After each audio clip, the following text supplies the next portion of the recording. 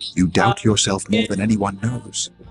You question your strength, your purpose, your worth, and whether you're really capable of becoming who you want to be.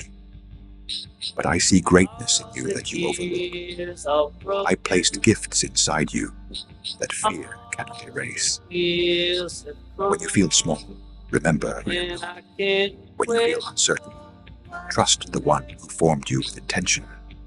Believing in yourself starts with believing in the me that believes in you. I know your potential, your resilience, your future. I am not limited by your flaws or failures. Walk with confidence, not because you're perfect, but because I am with you. I believe in who you are becoming. Now, believe too. Wow. Fire. And that's brought to you by the Unnoticed Podcast. Is that Chris?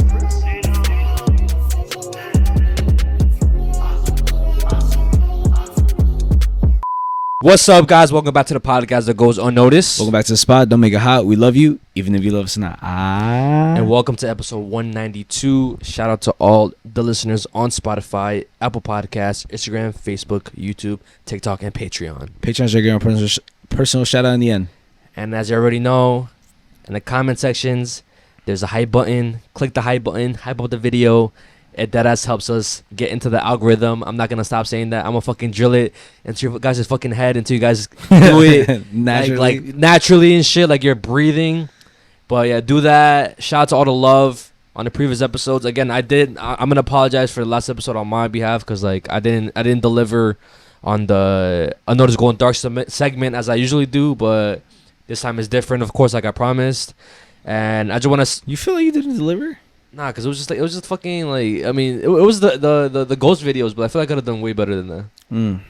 But again, for the people listening to this right now, merch is finally out. Yo, yeah. Go get your merch. Videos is out. Go get your merch. Link in the bio. I know some people were saying how like they're confused because the LINKTREE wasn't working, like the specific website wasn't working, but it's all updated now. It's going to be the first link in the description. Go get your merch. Merch is out now, guys. Merch is out now. Get your merch. Get your merch. Get your merch now. And if you're confused on like sizing, there is going to be like when you look at the shirts, there's going to be a little description to basically help you out. There's also measurements. So yeah, I mean, to simplify it though, for like to dumb it down a little bit, because even when I'm looking at whatever you sent, it's confusing. It's like a little bit confusing. To dumb it down, basically whatever size you are, size down. So if you're a small, you would get an extra small. Mm-hmm. If you're a medium, you would get a small. If you're a large, you get a medium. If you're extra large, and so on and so on and so on. You know what I'm saying? Depending on how you like your shirts. For example, me, I realize that now oversized shirts make me look extra fat. You know what I'm saying? But somebody who wants to be on some like pump cover type of shit, a little bit more oversized, you know, they would go their regular size basically, right? Yep. But for me, I wear extra large, so now I'm wearing a large. Yep. You know what I'm saying? Yep. So yeah, guys, go get your merch. I'm very, very happy how it came out. By the time like I don't know how like the reception, I don't know how much shirts we have sold by now, like by the time this video comes out, but I'm praying, I'm hoping, I know that we have sold a lot so far. But yeah, I'm manifesting that shit, and I'm just excited just to see how it's gonna turn out, because right now we're recording this on the 24th. Like obviously we record hella late. So later tonight, we're going to be live streaming together. We're going to be giving out a free shirt, how we commented on our Instagrams. We're going to do it on live. And then on the live stream, we're going to hit the go live on the website. And then we're going to see people like buy or whatever. And I'm just excited, bro. Like we said we're going to drop merch for like a long time. Like I don't know how long we were talking about like this specific one. But the time's finally here. It's finally the 24th. Finally, bro. And you know what's funny, guys? Excited, bro. You know what's funny, guys? We were supposed to drop this at the beginning of this month, but then you know stuff gets in the way. We couldn't do it. We had to figure out the right the right shirt, the right design, you know, who we were gonna do it with. We eventually found the manufacturer. Shout out to George. Help, you know what I'm saying? Emens, that's his brand name. Shout out to him for helping us out. As y'all can see on the website, it's not just a Clown Boys, Unnoticed shirt. It's an Unnoticed collabed with Emens, because he's helping us out with this whole thing. Again, shout out to George. Make sure to show him love. He's the reason why a lot of this is actually happening. The design, the shirts, the manufacturer, everything is making it 10 times easier for us. So shout out to George, and shout out to everybody that has bought a shirt right now. Comment down if you bought a shirt. It would have been lit if YouTube had that feature where, like, for example, TikTok, you could like put like a picture or a sticker or something like that. It would be fire if YouTube should do that, yo. If you do that, pay us bread. But send us pictures that y'all got it through DMs. Confirmation. Let us know who got a shirt, who didn't get a shirt. But yeah, the website's gonna be up for a good amount of time. Like how long? I want to say like a month. It's gonna be up for a month. Usually we have it up for a month. That's 4 weeks. You know, to give people some time. Some people get paid bi-weekly. Some people get paid weekly. Some people might get paid every month. You know what I'm saying? So yeah, for everybody and shit to have a chance of buying a shirt, bro. So the website is gonna close on the 24th of next month, basically, because that's exactly a month. Oh yeah. It's gonna be a Sunday. Oh shit. God damn. Wait, no. Yeah. I'm mad dumb. I was looking at June. And there's a lot of stuff coming, guys. A lot of stuff coming. We can't really speak about anything because everything's still in the works. You know what I mean? Even though a lot of the things are confirmed. A lot of the things are pretty much confirmed. You know, there's dates, there's times, there's all of this, but there's other stuff that isn't fully confirmed, and we don't want to like hype you guys up and shit like that, and you know, nothing really falls into place. But I feel like everything's gonna fall into place. Everything's falling into place slowly and shit. But but also a little quick announcement for the merch bars or whatever. So if I see a merch order, I'm saying this right now. If I see a merch order that has like a bunch of shirts ordered, I'm gonna add a personal one like that I have, because I have like extra Clown Boy shirts, and the Notice Podcast shirts. So a random order is gonna get a free shirt. A random order is gonna get a free shirt if they have multiple shirts. Because like again, you're spending your hard-earned money on our shirts, so might as well bless you with a free shirt. And maybe I'll throw some stickers in there if I'm feeling a little fancy. And also, maybe, guys, what we could do is we could maybe pick a random person commenting on the podcast episodes, because we are gonna be up for 4. It's gonna be up for 4 weeks. So I'm saying it right now. Any commenter for the next 4 weeks, we're probably gonna be mentioning this every single episode. Like, oh, make sure to comment if you want a free shirt. So basically, 4 free shirts, one comment for every single video that's gonna drop. One comment per episode.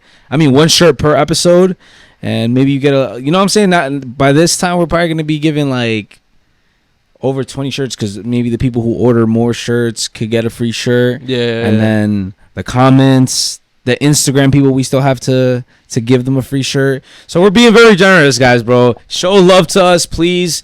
We love you guys to the fucking max. You know what I'm saying? Everybody who has been showing love. A lot of the stuff that's coming up in the next few months is because of you guys. You guys are gonna see the crazy shit that we're about to do next month, bro. We're about to do some crazy ass stuff, and yeah, you guys are gonna see all of it. Obviously, we're gonna record a lot of it, talk about a lot of it, and some of the crazy shit might have to do with the podcast. You know what I mean? So wait, what else is happening next month? You could I'll bleep it out, but like what? I mean, no, I'm just saying like the trips, the collabs. And well, that's in June though. I said the coming months. Oh, okay, that's what I say. But technically, no, the coming months, bro. It's literally the coming months. Technically, next month, like we had to start the fucking like podcast. So that too. But that too. Whoa, bro. Let's mention that shit. Also, a lot of stuff has been getting delayed for a lot of fucking reasons. First of all, the taxes were pushing us back. The merch was pushing us back a little bit, even though the merch is something good. We have to start the podcast. You literally just mentioned it right now. The second podcast. podcast, which we have been Oh, talking about for we're revealing the name now. I bleeped it out, but you want to reveal the name? Nah. Oh shit! I mean, but some people already followed the Instagram though. But like not everybody though. It's like maybe like 2 people. So if you know, you know. Yeah. We're keeping that shit secret. Oh wait, make sure you like blur, like cover my mouth too. I got you. Because some freaking nerd and genius out there is gonna be able to like read my lips. Yeah. Don't worry, I got you, bro. But I'm excited for that, and yeah, bro. There's so much shit coming, bro. So much shit coming. Also, yo, what the fuck? I feel so short. This fucking chair, bro. Holy fuck. Also, I want to talk about like our photo shoot that we did with the merch and shit. Oh my gosh! This is our first time ever. Again, we promoted it so good in my opinion, and this is the first time that we took a merch promotion very, very seriously. The last time I remember like us taking it seriously was No Sad Faces because we did a whole video. But the thing is, even then, it was still good. It was pretty good. It was still good, but this time around, I still feel like it's one of our best, even though it's like technically still our only first, one. Yeah. Our first. But it's only gonna get better. 100%. But we did the photo shoots. I'm gonna pop up some pictures of the models, of us, some videos here and there. And overall, it was just like a fun ass experience. Shout out to the models that pulled up, cause again, they could have said no. A lot of people like that I asked said no, which I'm glad they said no, cause like I rather them tell me no than to fucking leave me undelivered, like some people did. So shout out to you guys for popping out. If y'all watching this, of course. I was just gonna say, like, shout out to the people that I hit up personally. Shout out to Eliana. Shout out to Arleth, and shout out to other people. Like, for example, Alyssa. She was in one of our old videos. Oh, the college video. The college video. She was in our video. Shout out to her. She responded saying that she wasn't gonna be around. So literally, what you said, bro. I messaged them back because usually whenever somebody says no, you're just like, all right, cool. You know what I'm saying? Like, all right, no problem.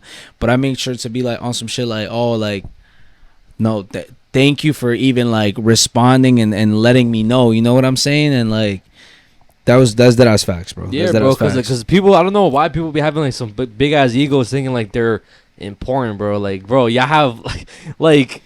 It does not take that long just to fucking respond to somebody, bro. Just to say no, like, yeah, I can't. I'm not gonna be butthurt about it. Just let me know. If not, cool. I'll just move on to the next person, which I did. Luckily, I didn't just wait on responses. But again, shout out to Erica. Shout out to Kristen. Shout out to Viviana or Ari. Shout out to your people also. Shout out to Diego.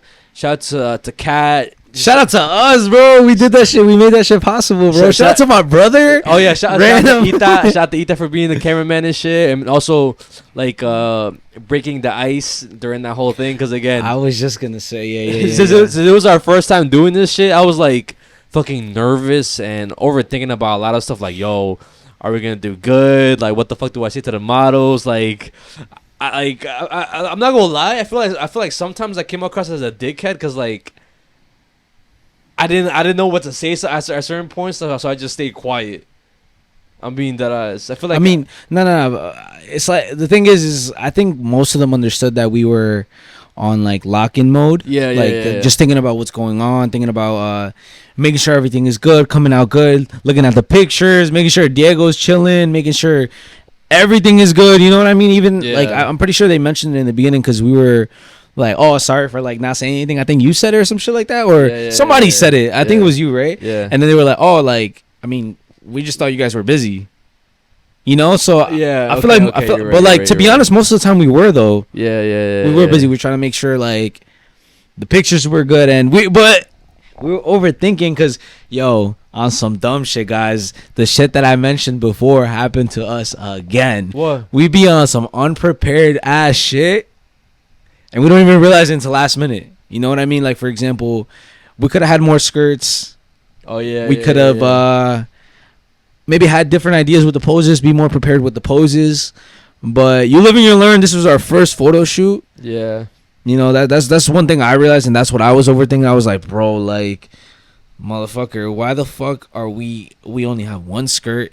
One of the models could barely get into the skirt at one point. Yeah. And we should have had more. We should have had them all already dressed, had different veils, not just two. Yeah, we fucked up a little bit. It was our first. We didn't even use our veil for the pictures. Our veil?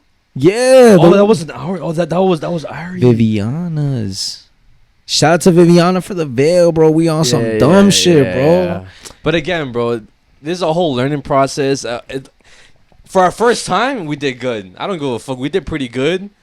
But now, like, I know what to expect, and I know how I would want to pose models in the future setting. And I'm not gonna lie, like, at one point, I was kind of like, I was like living the dream in a way of like, I felt like I was a creative director / like fashion stylist, bro. Because that's one of my that is one of my dreams, styling other people, and then obviously having people like be photographed in the clothes that you created, you made. No, that I put them in. Whether if I made the clothes or whether it's just my personal clothes, just like styling somebody else and somebody taking a picture. That's one of my dreams, bro. And like I felt like I was in one of my dreams. Like in the video, I was like, "Yo, what the fuck?" Like we did that shit. And yeah, I'm overall just happy with it. Like again, there was some like in moments and shit, but overall, I'm just like I'm glad we did it, and I can't wait for the next photo shoot. Yeah, which is gonna be, like you said, 10 times better. Next time, I think the way we could definitely improve is just being more prepared with the ideas that we have, because we just kind of went like, I feel like we do this for everything. You know what I'm saying? And it's bad because, like I mentioned in the last episode, it's more like it turns out good regardless if we're prepared or not. Yeah, but that's bad though, because then like, when it comes down to it, we seem like unprofessional. You know what I mean? Yeah. But it turned out good. Next time we just have to be more professional with the fucking outfits, the ideas, the everything and shit. But I loved it though. I'm not gonna lie. Me too.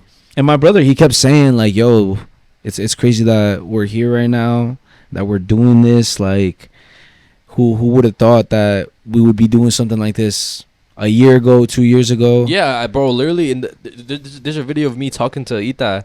I was like, last year. You should put the clip. Yeah. Last year, it was one of like the, I guess, worst years, not of my life, but just like, I guess throughout this YouTube career. And wait, for real? Yeah, but again, like I wouldn't have expected myself to be where we are right now.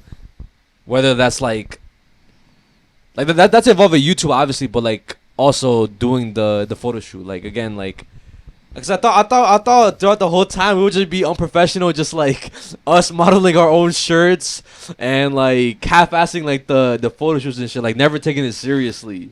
What? You thought it was gonna be like that forever? For like a long, not forever, but like a long time. Yes.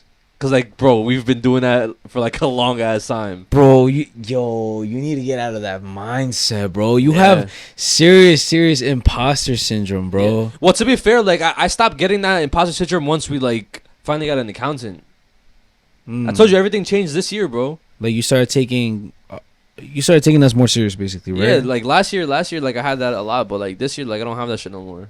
But that's what I'm saying. Like I wouldn't have thought last year the same thing as like right now. Like I wouldn't have thought I would have been here right now. Wait, so why was it like your worst year though? Like, or was it like a mindset thing? It was definitely a mindset. It was mindset thing, family problems, all that stuff. But like, again, like I just feel like this year's definitely like a lot better than like last year. Yeah. The previous year, than like the year before that. So yeah, bro. I mean, overall, like, yeah. I mean, it's crazy, bro. I'm not gonna lie, it is crazy. I'm just happy everything that we're talking about and everything that we're wanting to do, we're doing it. Even though it's little by little, nothing is coming fast. But everything that comes fast also goes fast. So, oh yeah, of course. You know, I'm enjoying the process, and I love the fact that we're putting ourselves in uncomfortable situations because we're not like. Well, I could just speak for myself. You can speak for yourself too. You know what I mean? But I'm not really like that outgoing anymore. I don't know if I lost my spark or whatever it is, but I'm a little bit more shy now, more reserved. So us even doing this, I was shy the whole time, bro. Yeah, of course. You know what I mean? I was really shy, and you know, somebody could say, "Oh, like you have all this following and shit." fuck it. We got to get into this, bro, because I be thinking about this a lot, and I've mentioned it to multiple people. Abby's cousins, my brother, even Abby. And I always tell her, like, yo, I just get shy talking to people, bro. Yeah. And, you know, they hit me with, like, yo, bro, like, you have a fucking podcast. Yeah. Like, you're talking in front of so many people. Like, how the fuck are you still shy? You know what I mean? And then it goes back to, like, the shit that we were just saying, like, or what I was just saying to you is, like, I have severe imposter syndrome, bro. Yeah. You know what I mean? I really, truly believe that. I don't truly believe that, right? Because I don't want to speak negative on myself, but I have this dumbass, like, inner voice, inner demon type thing that makes me think that I'm not cool enough, or I'm not lit enough, or I'm not attractive enough. Like, all of these, like, negative insecurities that come out of nowhere. Yeah. But it's just, like, it's random, though. Because it could be, like, nothing to do with anything that I'm doing.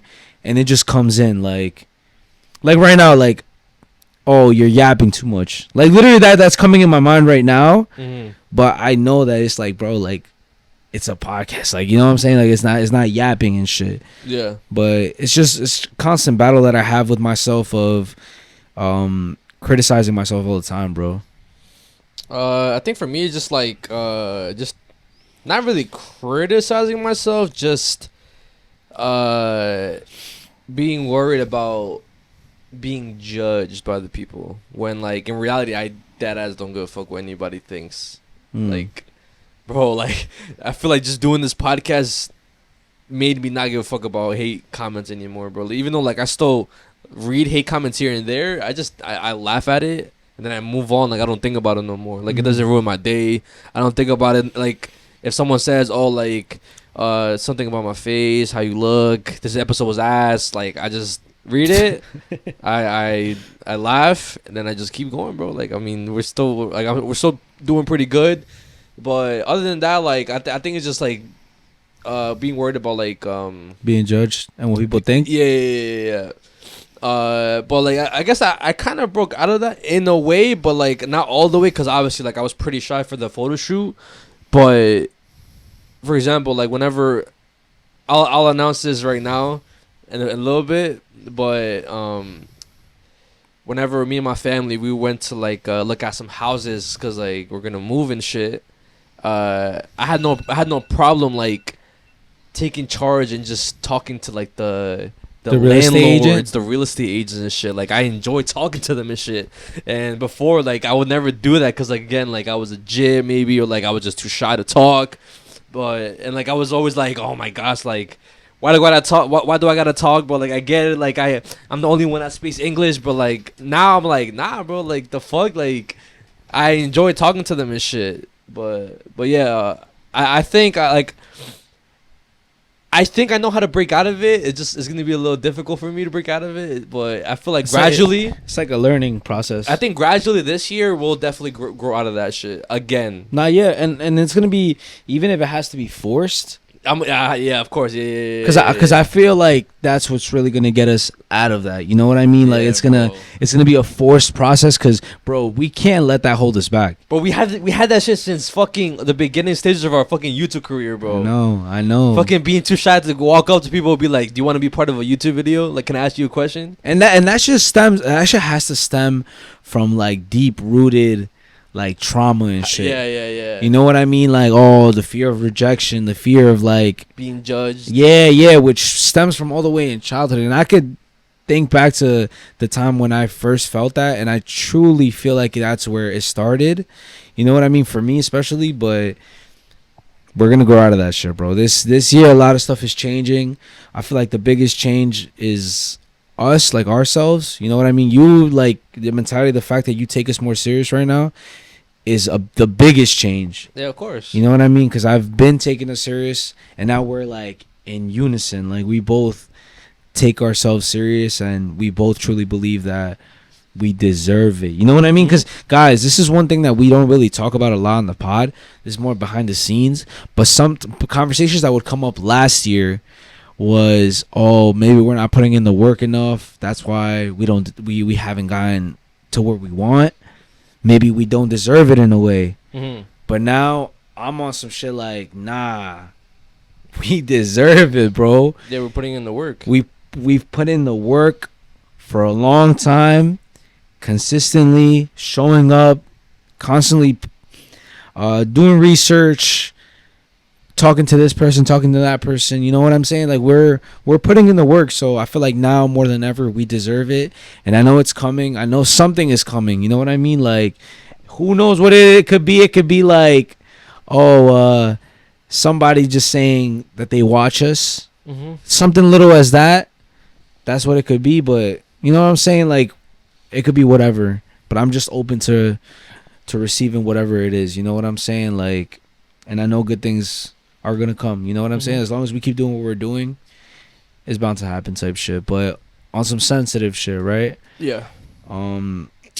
Last Sunday I went to church, right? Okay. I went to church, and you know, the people that do service at the church that I go to or that we go to, it's like a group and stuff. They help the church out. You know, they pass out the books and stuff if you want to read along and shit. And I didn't know this, but basically one of the people who were there, one of the guys that was there when I went to church and they were doing service, like recently passed away 2 days ago, bro. Damn, how? Unknown reasons. Like it's just like I think it was like a heart attack. Nobody really knows why. But like what I want to, you know, rest in peace to his name. I mean, rest in peace to him. Like I got his name here in my book. Rest in peace, Sergio. And even though I didn't know him, bro, but the fact that I said hi, like I said hi, like, you know, Like you've interacted with him. yes, bro. Like, and that was the very first time I interacted with this person, with this guy. Mm-hmm. And a couple days later, He dies. bro dies, bro. Mm-hmm. And that shit, like, it kind of affected me, bro. Like in the way where I was like, because we were just having a normal day, and then that was Abby's dad's friend. So then she tells me that, and I'm like, who? Like, who are we talking about, right? Like, oh, maybe I've seen this person or whatever. She showed me the picture, and bro, it was the guy. I saw him on Sunday. Yeah. You know what I mean? And it's like, you just never know when It's your time to go? like, yeah, bro, and like, what the fuck? You know what I mean? Like, Yeah. fuck, bro, that shit was crazy, and it just started making me think, like, you know, we gotta, if you're mad at anybody, if you're like thinking about stupid shit, forget about that. You know what I mean? Like, appreciate the time you have now, like with your Yeah. family. Hug your sister, hug your mother, hug your brother, hug anybody in your family right now, bro. Like that's what I wanted to get into. Like, just let go of the bullshit. You know what I'm saying? Like, Yeah. I mean, as of recently, for me, I've been thinking more about death, like how, like, I just don't want. I obviously nobody wants to die and shit, but like I've been fearing death a little bit more, only because like I felt like close I am with like my family members and shit. I'm like, yo, like I definitely know whenever like the time comes for a parent that's gonna get hard, or like God forbid, I'm not gonna put that energy out there, like a sibling or whatever. Like I don't know like how it would function, bro. Like Yeah. I feel like it's gonna be one of the worst experiences ever. And again, I know there's some people out there that have experienced that shit. So it's like you're a strong ass soldier, and if you think those times are like if you think how do I say this? If you think that there's no brighter days coming, just stay strong. hold on. Hold type shit. on. There's gonna be plenty of bright days to come. Right now, I know it's probably fucking difficult as fuck, guys. I know some viewers, they leave comments saying how like they have had some loved ones pass away, and like watching us helps them grieve with that. So I really hope you're taking care of your mental health. You're talking to somebody, whether that's a fucking therapist, a cousin, a friend, And like I know like some of us don't want to feel like a burden to people and shit, but trust me, bro, like in a situation like that, anybody can understand like why you would want to talk to people about it, bro. So don't feel ashamed about talking to somebody about it. That ass. Like you're not a pussy if you go to therapy.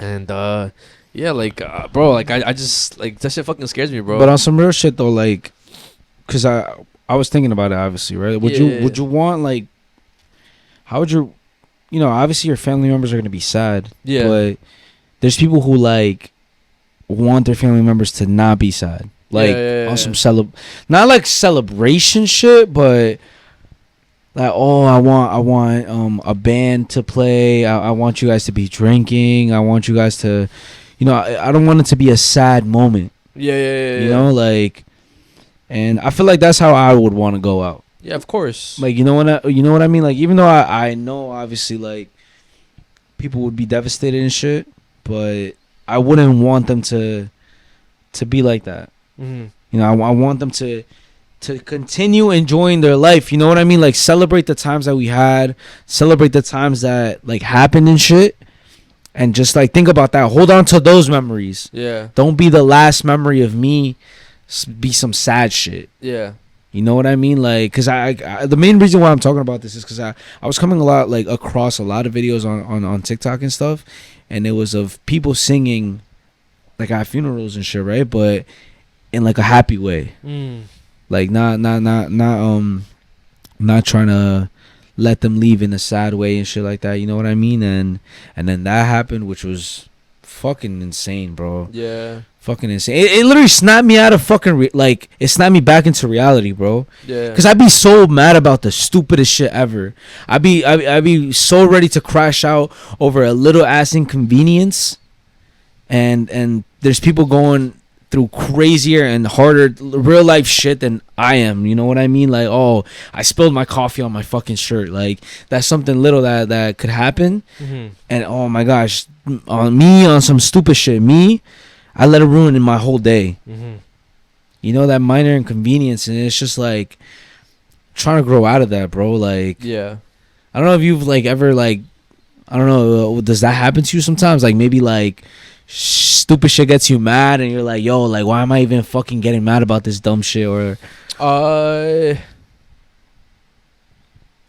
I'm generally trying to think of like, when did I get mad about certain? because I feel like arguments sometimes, like for example with parents or some shit, or like even siblings, or like, like you get tight and then you're like, bro, like, why did I say that? like, was it really that like serious? Or you know what I mean? Like, I think I mean, I always get into like little arguments with my sister, but like there's dead ass like arguments like mad or on some stupid shit. Like sometimes it's mad, but okay, the only thing I can think of is like me being like kind of like a dick, in like, as in like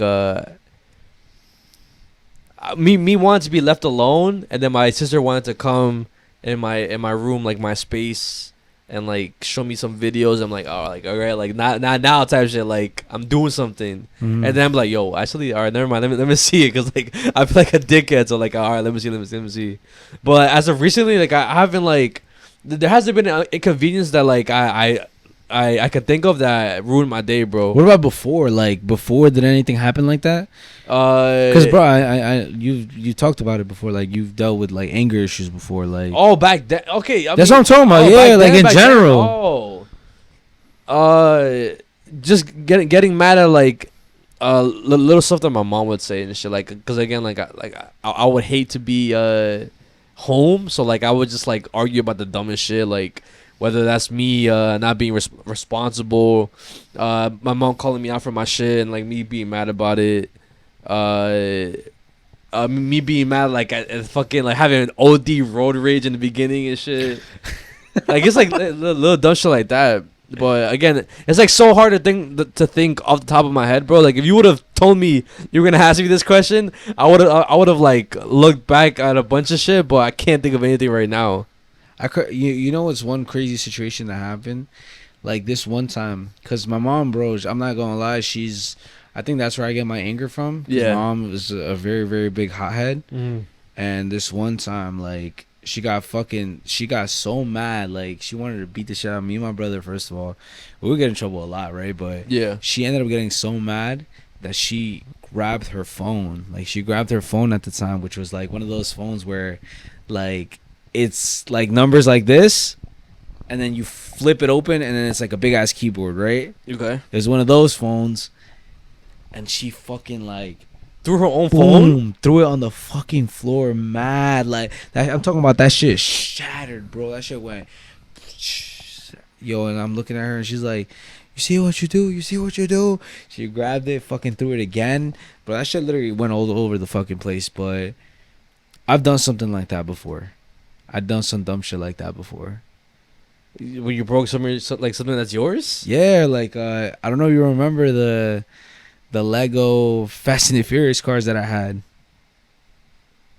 You had those? Remember I had the GTR, and I also had the I don't remember, but yeah, go ahead. whatever. I broke those because I got tight, and it's stupid. Yeah, I would never do that shit, bro. You know what I'm saying? And then that's completely stupid. I also thrown my remote. Remember? But to be fair, remote is understandable, bro. Like, How is that understandable? Because that's gaming shit. I know a lot of people who've broken OD remotes because of a game. So that's not really like that like shocking. What the fuck? That But you don't think it's still like dumb? Like it's dumb, but at the same time, it's not. Oh my gosh! Like, why the fuck did you do that? Like, it's I've heard many people break their controllers from that shit. Bro, it's literally on the same level as breaking the fucking Legos, bro. Nah, Because the Legos were not- $20. The remote was like 60, 70 bucks. No. Okay. But what I'm saying is like, the Legos, it's dumb because like that had nothing to do with the situation. You just wanted to break something. The controller was like you're rigging at a game, so you do the control. That's different. But all right, the Legos had to do with like another situation that was like serious, I guess. And the fucking remote is over a game. Yeah. Again, I feel like it's more dumb, no? over a game. Nah. Real gamers know, bro. What are you on, I'm being dead ass. Even if Ita watches this shit, he's gonna be like, "Yo, he's like, that's facts." Ita probably has He is fucking- not gonna say that shit. I'm pretty sure Ita broke his fucking controller before. He has. He's broken mad shit. Okay, so yo, if you're watching this, Ita, would you rather break a controller or one of your fucking like Legos or like your Gundam shits? But no, okay, but what I'm trying to say, like, I understand, like, I would have rather broken my remote than the fucking Legos, but I'm saying I think it's dumber that I broke the remote rather than the Lego. Like, what I'm trying to say is this: in the situation, let's say I got tight and it had nothing to do with the game. I was just like, fuck, I need something to break right now. Let me get my fucking remote. Das. Oh yeah, then you're fucking retarded. And it's retarded too if I'm fucking das over a fucking video game, bro. Nah, that's reasonable. No, you fucking are not making sense. It makes sense. You're getting mad over a fictional thing going on the screen. No, it makes sense. And I'm getting mad over something that's happening in real life. Yeah, it makes sense. I don't give a fuck. Real gamers know. That's facts. And yo, somebody made this. Yo, this somebody made fucking this a guy clip. is crazy, Somebody bro. made this a clip. That's fact. Anybody could agree. If you get him out of the game, you break a controller. It's whatever. So breaking shit when it comes to a video game is completely normal. Only with Bro. your controller. Okay, no, it's still something. It's still a shit. Breaking some shit Your controller. while playing games is completely normal. Breaking something is completely normal while playing video games. But breaking something because you're angry at an actual situation, it could be failing a test, failing a fucking final that you wanted to fucking like pass and shit. You're so fucking tired that you fucking break a Lego. Boom. Boo-hoo. Or- Boo-hoo. Fucking test, bro. Like, come on. School's Or, not important, bro. or your girlfriend just broke up with you or something like that. Boo-hoo. Go to the fucking Or you gym. just got cheated on. Boo-hoo. Go fuck some bitches. Or you know what I'm saying? You just got fired. Who the fuck knows? It's not. It's fucking retarded, according to him. Like, bro, this guy is fucking ridiculous. That's literally on some same hot take as that motherfucker with the hat from that one podcast that everybody talks about. What? That's literally on that level type Nah, shit. nah, You're nah. just rage That baiting. guy, at this that guy point. be having the dumbest the dumbest takes, bro. I mean, I fuck with that podcast and shit, but like, No, I fuck with that podcast too, 100%. nah, but like, Hat Guy, nah, he says he has said way more dumb shit than that, bro. You think prime Mike Tyson and The Rock in a ring? You don't think it's gonna? You think it's gonna be close? But this is the ring, a fight to the death. I think I'm taking The Rock. Over Mike Tyson? Is The Rock You're not- out of control. Is- You're out of control. That's not even something I'm going to consider. Mike Tyson probably enjoys killing people. Mike Tyson is 5'10". The Rock has 6. He has 6 inches on him. No, yeah. You're kidding. He's You're got kidding. what, 50 pounds on him? You are taking The Rock over Mike Tyson. In a death match? Yes. That's wild. This is bro. That the most recent one that I've seen. Shout out to them. I forgot the name of that podcast. You know the name of that podcast? Escape. The Escape Pod podcast. One of the most recent dumb shit that motherfucker has said is that some other guy, I forgot what the other guy's name, that guy understands Star Wars more than the actual creator of Star Wars. Who said that? The hat guy. That he understands Star Wars. That this other director, understands Star Wars more than the real life George Lucas. This is going to explode the internet, but these two aren't going to care. But I'm going to get murdered for this. Y'all ready for this? This is Star Wars tech. Yeah. In his one movie directing in Star Wars, Rian Johnson showed that he gets Star Wars better than George Lucas does in his Thor movies. Yo, I'd be 100% okay with yelling at him for that. But Yeah. I'm gonna hold off because we're early in the hot takes, Dude, George But that's created crazy. Star Wars. That's crazy. And he clearly shows that he has no idea what the he's doing. no way. He gave Yoda a lightsaber. What is he doing? Yo, no way. the fact that you act like that is as bad as what The Last Jedi did. Last Jedi gets Star Wars. No, it doesn't. No, it doesn't. Oh, yes, it does. Yeah, I'm telling you, bro. Like, That's fucking dumb. Like, what are you talking about? Hat Guy is so I when it comes to Hat Guy, I don't take him seriously, bro. I don't take him seriously because like sometimes like he has had some good takes, but like it's like 10%. No, not even 10%.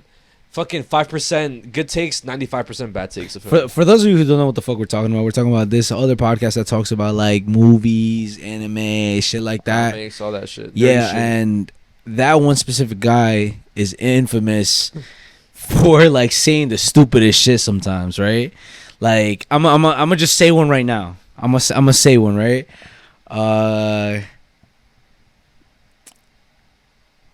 Spider-Man is a trash superhero. Literally, that's some shit he would say. That's he wouldn't say that. No, something he would say that I can think of on the top of my head. The Tom Holland movies are the Tom Holland movies are actually good movies. yeah, I think he has said that. Though. Yeah, he has. That's crazy He how said he, that. he has said that. Dumb Bro, shit. he fucks with Homecoming a lot more than like a lot of like other movies. Tom's Spider-Man trilogy is better than Toby's. I'm nauseous. 5, 4, 3, 2, 1. Disagree. You're out of control. Alex. That's disrespectful. That is When disrespectful. Homecoming came out, it was the best Spider-Man movie to have ever come out. No. Yeah. I hate.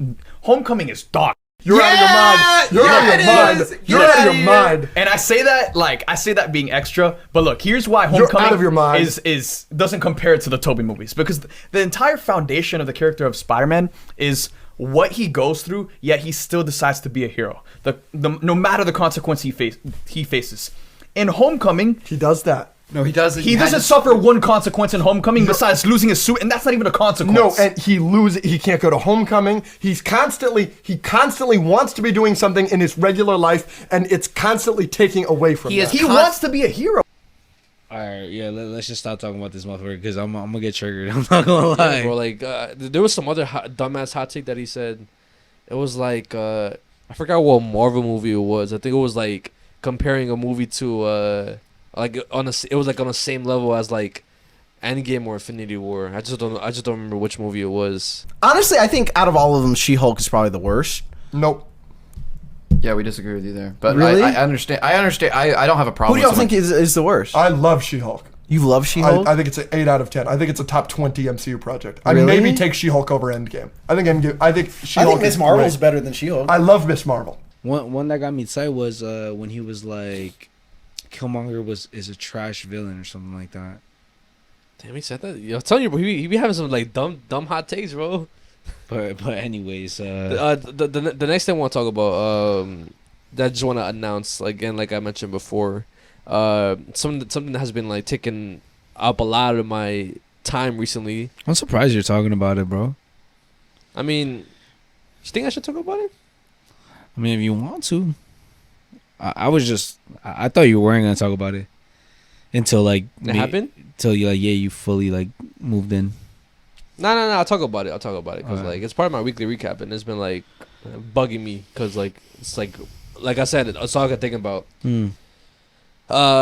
So as of recently, me and my family are gonna move out of our old house and move into a new house, new neighborhood, and again, it has been taking up most of my time, but at the same time, I kind of like I say that in like a grateful way, like appreciative, an appreciative way, like the fact that I'm able to do that. And again, like we're not like buying a house just yet. We're just moving out to a new spot because we need more space. But yeah, like we've been looking for a house for like the past like 2-3 weeks, and like we were able to find one just last week. We talked to the landlord. We basically sealed the deal, and I'm in the process of like packing stuff. Well, not just yet. We're gonna start packing like I think tomorrow/tonight, all the way to like whenever we do move. But yeah, like I just want to like talk about that right now because like I'm like not really dreading, but I know whenever like we move out, it's gonna be like emotional in a way because I lived in that house for fucking 13 years. That's half of my life, and then my sister's been living in that house for her whole life because she was only like 3 years old whenever she was in the house. Wow. 3, yeah. She's 15 now. No, she's 3 years old. Yeah, she was only 3 years old whenever she was in the house. My brother was just 8.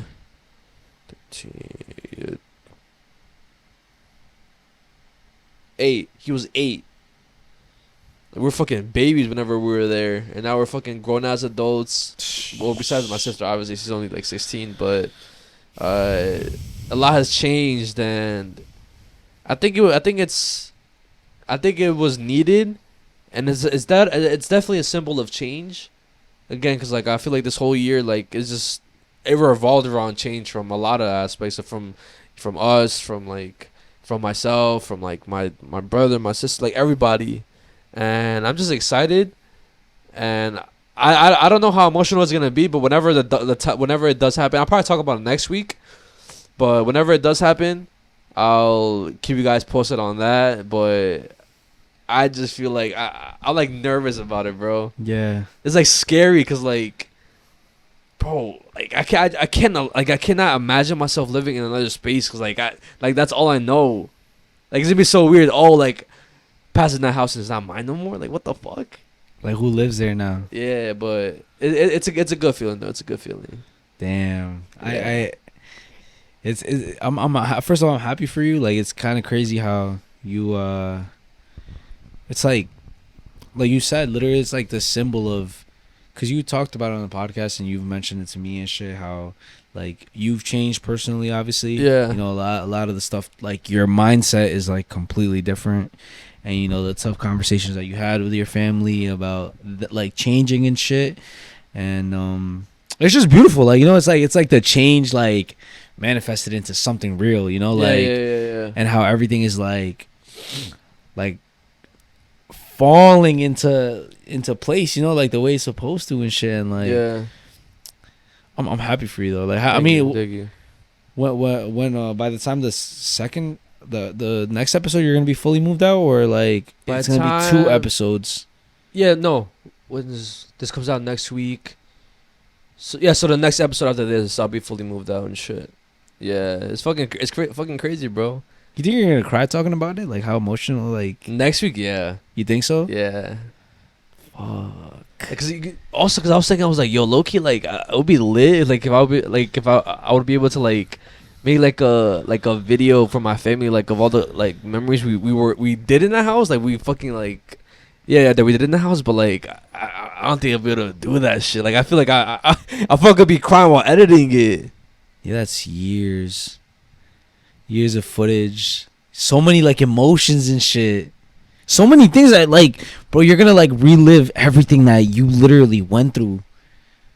You know what I mean? Like going back 13 years ago to when you were 13. That's middle school. Yeah, 8th grade, bro. What is the like?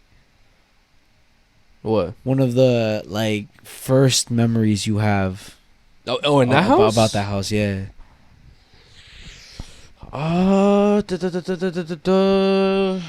Do you even remember moving in there? Like you remember moving into I the didn't. house? I didn't until my parents told me whenever we first moved in, because I didn't know the exact date or whatever. Like they knew the exact date. Like they said it was October, like the 1st of October or the month of October of 2013.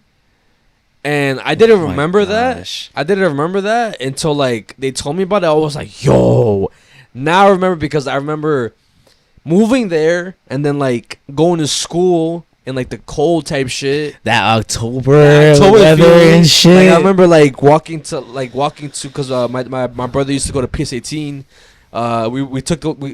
We walked together, and then like from there I would take the bus to 27, and yeah, like I just remember that feeling. And then like obviously like that same month we went trick-or-treating in Tottenville, and I think that was one of the last times that we ever trick-or-treated in Tottenville too. But like that, I definitely remember that. But I'm like trying to think of another memory that happened in the house, but just something random, anything that comes to mind. Like if you leave, like what's one thing that you're gonna be like, oh, like that happened in this house, or just some random shit. It's covered now, but like whenever I think we had bought, or like someone had gave us like a big ass couch, and we tried our best to like to like put it, like bring it upstairs, but we couldn't. So we ended up like breaking like a corner of like a wall, like going up the stairs. We we fucking destroyed that shit. Oh shit. But even with that, it didn't budge. It did not want to come inside the house. So we just left that there, and it's covered up now, like I said, but I do remember that. Yeah. Random ass memories. Yeah, shit. Bro. But I mean, the good memories. I feel like whenever I look at pictures, I'm like, oh, like I remember doing this. But I mean, for sure, making merch in the basement, bro, in that fucking house, that hot ass basement. Damn, your basement and shit. But now I'm gonna have like a actual like fully done basement, so I don't have to worry about like fucking. I might still have to worry about spiders, but like not worry about like little like fucking like what's that shit called, like sheetrock. Oh yeah, or like those fucking pipes or whatever. But yeah, the fucking chemicals and stuff. Yeah. Look, he was flammable down there. Like, oh yeah, we could have died. Not even supposed to be doing this shit. We could have died, bro. That was literally a flame like going on. Yes, and we were spraying like. Yes. We were doing the fucking spray paint, bro. Yeah, bro. Nah, that's fucking crazy, bro. I mean, next week for sure, I'll have more like stuff prepared to talk about when it comes to like memories and shit. I mean, like I know what like the feeling and shit that you are feeling right now, because whenever I moved, because I have had, well, me obviously have lived in 4 different spots, but family wise 3 different spots. The first spot, I don't really have that many memories because you were young. I was like young, like I'm talking about like. I don't even know, like maybe up until like 2nd grade, 3rd grade, around that age and shit. But the second house, my old address, which is like, you know, I still remember that address because it was like, it just like went off the tongue, 1676, like on Port, or is that a different one? Oh no, it's by Porchman High School. Okay, but. Yeah, that house right there, like, I have so many memories, bro. I literally, bro, I was there up until high school, bro. God, you know what I'm saying? From elementary school to high school. Mm-hmm. Elementary school, bro. Yeah. That's basically like kind of like Oh no, elementary school. Oh, that's around the same time, no? Like about like 10 years. Well, yeah, like 10 years. I was like there for 10 years and shit. Damn. So I remember and stuff, and that house was like low key like fucking. I'm not gonna lie, it was very like crusty on the outside. The landlord didn't really take care of it, and the door in the front was like fucked up and shit. It did look like a trap house from the outside. I can't lie. That's what I'm saying. You know what I mean? Like, and I was low key kind of embarrassed whenever like people would see where I lived and shit. But I love that house though. I love that house. The memories were so fire. You know what I'm saying? My uncles were still alive at that time. During that time, I would still see a lot of my family members, like my big family and shit. And then whenever we moved to the new house, it was like kind of like a fresh start, you know, like, and it was just completely different, bro. Like, not going from, like, this is what I remember, like, going from a house where like I didn't want people to be around and shit, to like that my new house, and it was just like nice and stuff, and having more space, Yeah. and like, just it was fire and shit. It was fire. So I remember the first night too, moving out. was it an emotional or not? Because like you were young. Nah, I was ready to let go of that house, bro. Yeah. You know, I was ready to let go. I was like, nah, like, it's about time we kind of upgrade. You know what I'm saying? Like, it's about that time. So I was kind of fast to let go. You know, I think that's a very like bad part of me. I don't know if that's like bad or good at the same time. That I could let go of shit. Yeah. You know, and I don't get attached to stuff. You know what I mean? And I think that's bad though. You know what I mean? Because like I should have more emotional connection to certain things. Because it is emotional. Like how you are saying right now. You know, you have all these memories. You grew up there, bro. Yeah. You know, I had my good times there. My no stress, my no anxiety, just being a kid. That's where I grew up and stuff. But the first night of me moving out, I remember like I was so hyped for some reason. I don't know why, but I ended up sleeping like in the living room and shit just because I wanted to. Like I wanted to. I was like, yo, you know what? Like this living room is mad big, this and that. And I told my mom, oh, I'm gonna sleep out. I'm gonna sleep in the living room on the floor or some shit with like a cobija, and like there was like carpet and shit, so it was a little bit soft. Yeah. And I just remember like that night, and I was just so happy of how the new house looked and stuff. And you're probably gonna feel that too, bro. You're gonna feel like, damn, like this is a big ass change. Like, yeah, it definitely is, bro. Definitely is. Like I told my sister like I know like mostly me, my sister and my mom are gonna cry. I don't know if my brother's gonna cry. I feel like that motherfucker's like he's always like go with the flow, like chill, like he doesn't really like care about certain shit. But he's definitely happy, bro. He's gonna have his own place to like finally sleep, like his personal space. But like I told him like, yo, we're gonna fucking cry, but then like literally like whenever we leave, we go to the new house, we're gonna forget about that shit. We're gonna be like, it's the same game like a happy way. Like yes, we're gonna leave, but like at the same time, we're upgrading, bro. yeah, that's see, it's like you see that. Yeah, that's what I mean too, bro. It was like, bro, like, alright, it was good while it lasted. You know what I mean? Like now we're chilling, big chilling. You know what I'm saying? But me going back to square one, I'm still in the hood. You know what I mean? But but like that's definitely gonna change by the end of this year, bro. This is the most random shit ever. I guess this is gonna be quick, right? It's gonna be quick. Maybe you might have something to add because you sometimes be getting into random shit, and I be getting into random shit. But the random shit of the week is plants. Okay. You know what I mean? Like as of recently, I've been like into plants, bro, and I have no idea where the fuck this is coming from, but I just been on some like I want more plants in my house. And yeah, it's like random. It just came out of nowhere, bro. That's not out of nowhere, bro. That's your mom coming out of you, bro.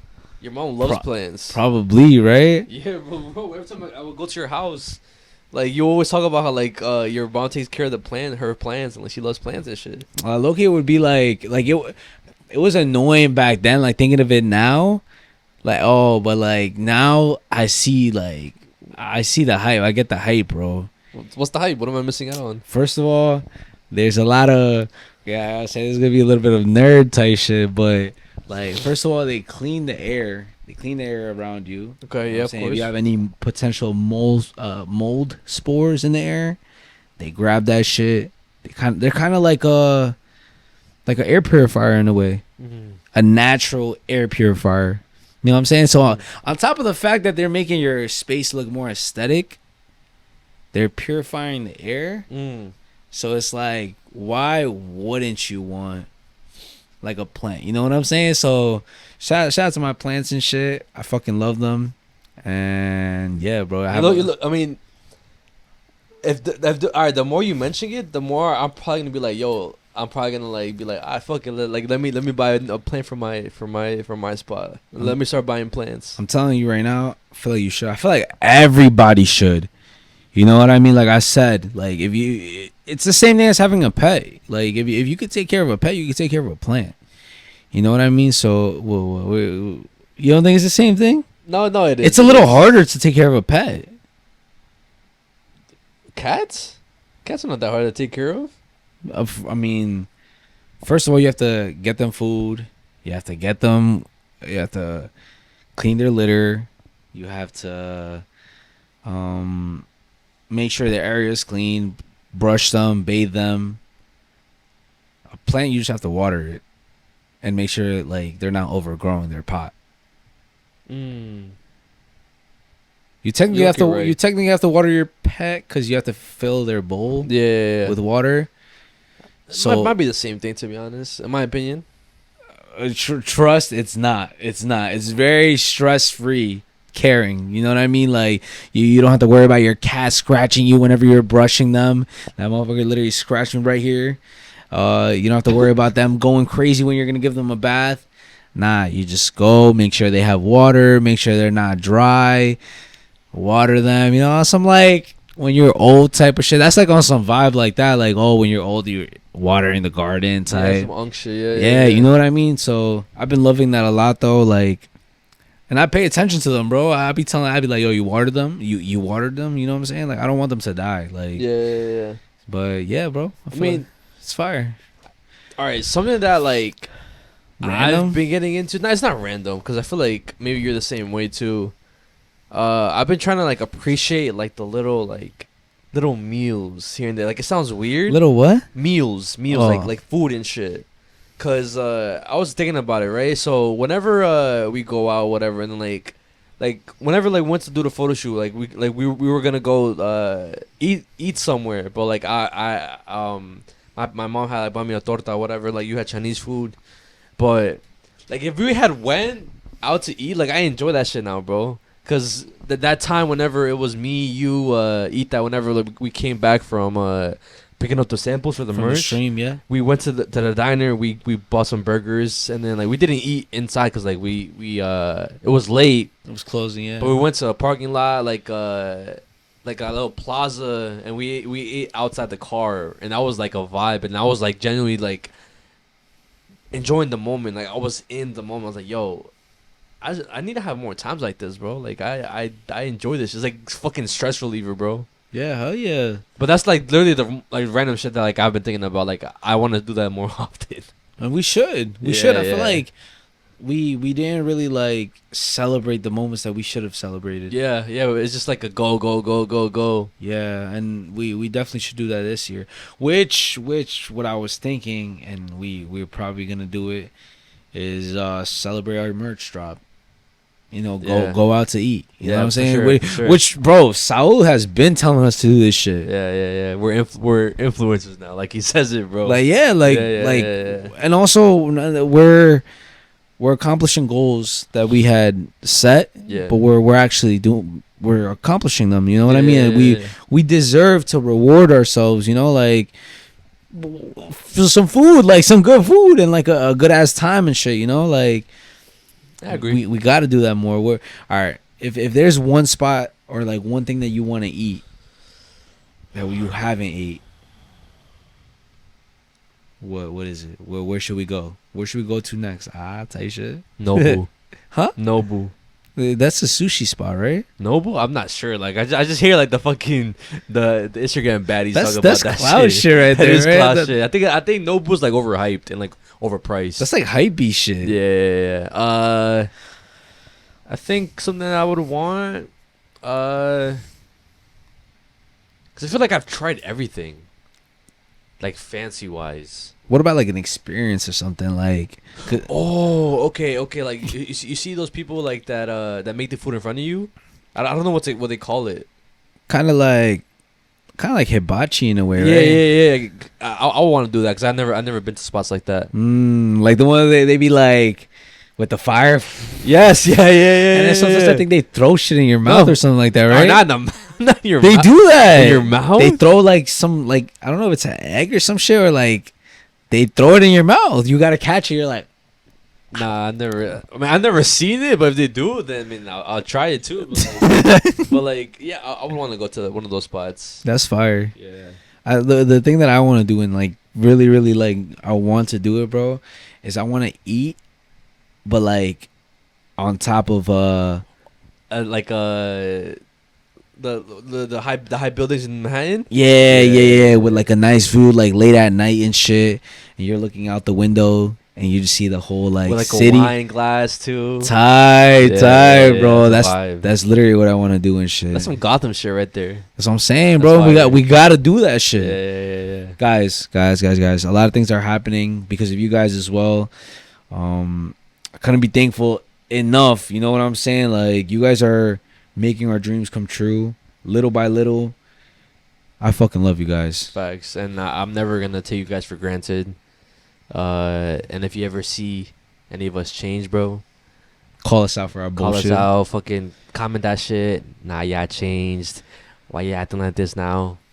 Yo, motherfuckers don't be on some trolling shit. I feel like sometimes y'all be on some trolling shit, and that shit low-key be triggering me. You know what I'm saying? But Nah. But something that's dead ass, but that triggers me about you, bro. As happened on the podcast recently, that people also talk about. burping. Not your burping. You're fucking heavy breathing, bro. Oh, You breathe so hard to the mic sometimes, bro. I'm like, yo, how?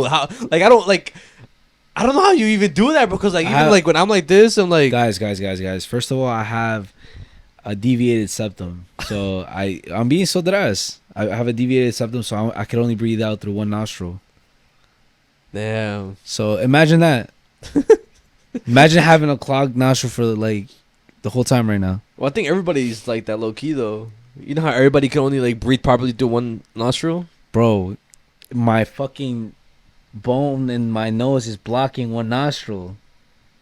Search up what a deviated septum is, No, bro. I can see what it is. I know what it is, but I'm just saying like. But all right, put it in the screen, bro. For those of you who don't know what the fuck it is, literally, like my nose, like it curves like this. Yeah. So the fucking, it's not a bone. It's like the cartilage inside my fucking nose is pressing against this side. Like it literally feels like if I'm going like this. Damn. So if you bought those fucking TikTok shits that like that does the monetize shit, you wouldn't like that wouldn't help. Probably is not gonna help. Damn. Like I have to get surgery for that shit, which I'm probably gonna do it in the future. You know, and people are gonna say, "Yo, you changed. You got plastic surgery. Yo, you got a fucking nose job." That's probably what motherfuckers are gonna say to me. Nah, but you need that shit though, cause like you can't breathe. Yeah, and even at night, it's fucking ass, bro. I stop breathing at night sometimes, cause I can't breathe. Yeah, no wonder you fucking snore like a fucking animal, bro. Fucking pig. Is that what you're gonna say? Like a fucking pig? Nah, it's like an animal, bro. Nah, you do snore hella like bad, bro. Like it look be triggering me sometimes. I gotta move you, bro. We sleeping together. What are you talking about? Hey, yo. Nah, no. Pause. Bro, we don't need this. Pause. During the time, those times whenever we would go to California, like in shout out to Saul, he'll give us his, like the guest room. Yeah, he's guest Like obviously, like I had to put pills between us and shit, but like, bro, I would wake up and you're fucking snoring, so like I'll have to go like this, and then you stop. And then you snore again. One shit that triggers me about him, bro, is that he has his toes out. Like, what are you doing? Like, Bro, I can sleep with my socks on. Like, that's criminal activity. Everybody knows that sleeping without your socks on is the most comfortable thing ever, bro. Like No one like, bro. If you sleep with your socks on, then like they get more sweaty. Yeah, but also my feet are not never crusty.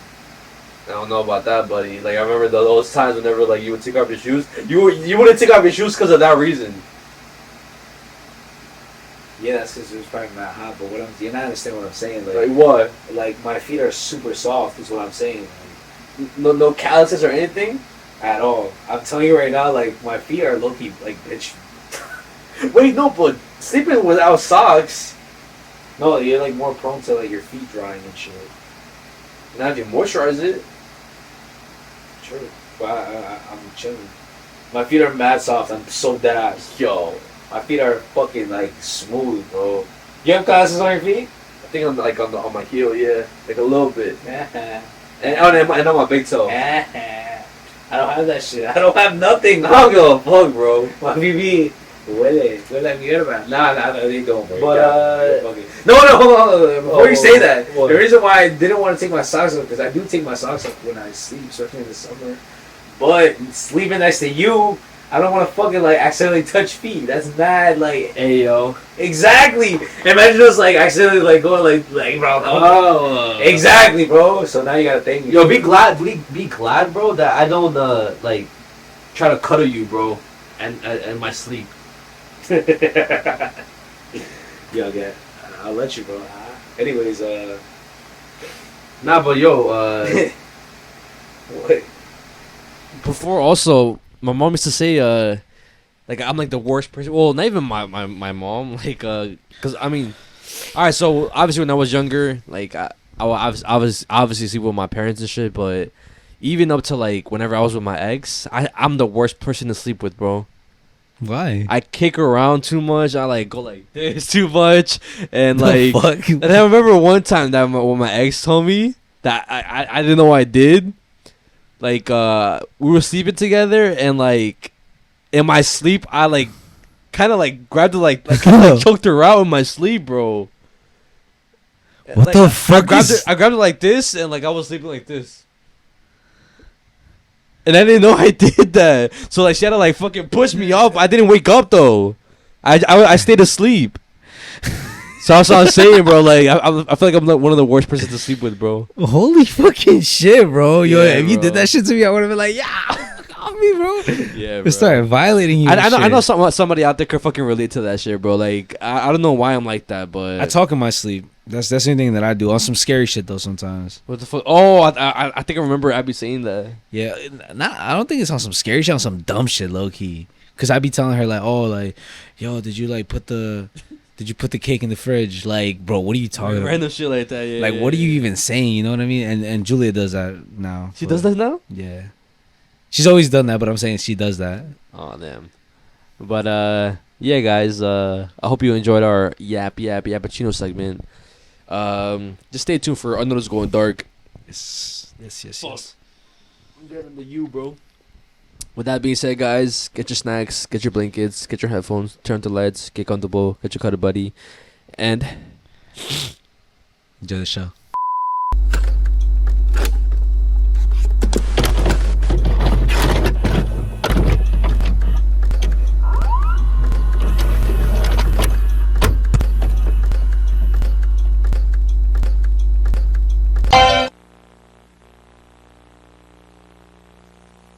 Studio B is attorney Andrew Smiley to discuss the investigation which is underway now.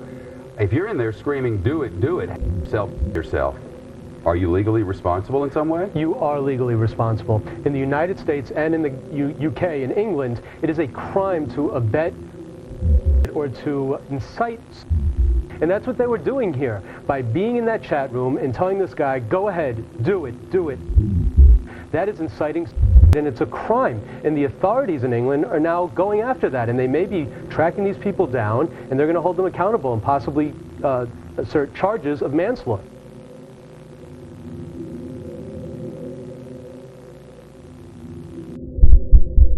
all right. So I'm gonna start the podcast by asking you a question, which I'm pretty sure you know the answer to, and I'm pretty sure you guys already know the answer to.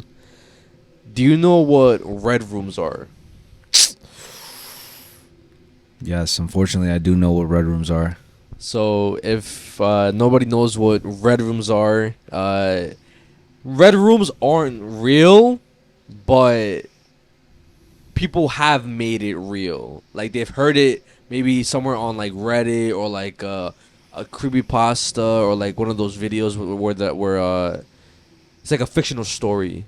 But basically, it's this idea where on the dark web there was these specific chat rooms where people would have these live feeds, live streams of people getting tortured, people commenting like, yes, like do this to them, like stab them here, like do crazy shit like that, and you will actually see people die on live. Wait, so they're not red rooms were never real.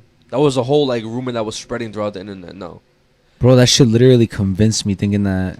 Bro, me too. I used to think that shit was real too, but and that's the only reason why I never attempted to go on the dark web, because you were afraid of like coming across that shit. Yeah, I was always curious to be like, oh, like let me see what the dark web is about, this and that.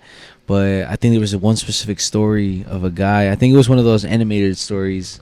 Of which one? Of a guy who went to the dark web, and then like they ended up like somehow discovering that he was not part of like the group, not a member, and then he tried shutting off his computer, but they hacked him. Like, oh yeah, we could see you. Oh yes, I remember that. I don't think that was a red room, but I think it was just like somebody like it was just like a live feed, or it looked like it was recording somebody, and the person didn't know it was a live feed until the person on the computer went up to the camera and started like staring at the camera.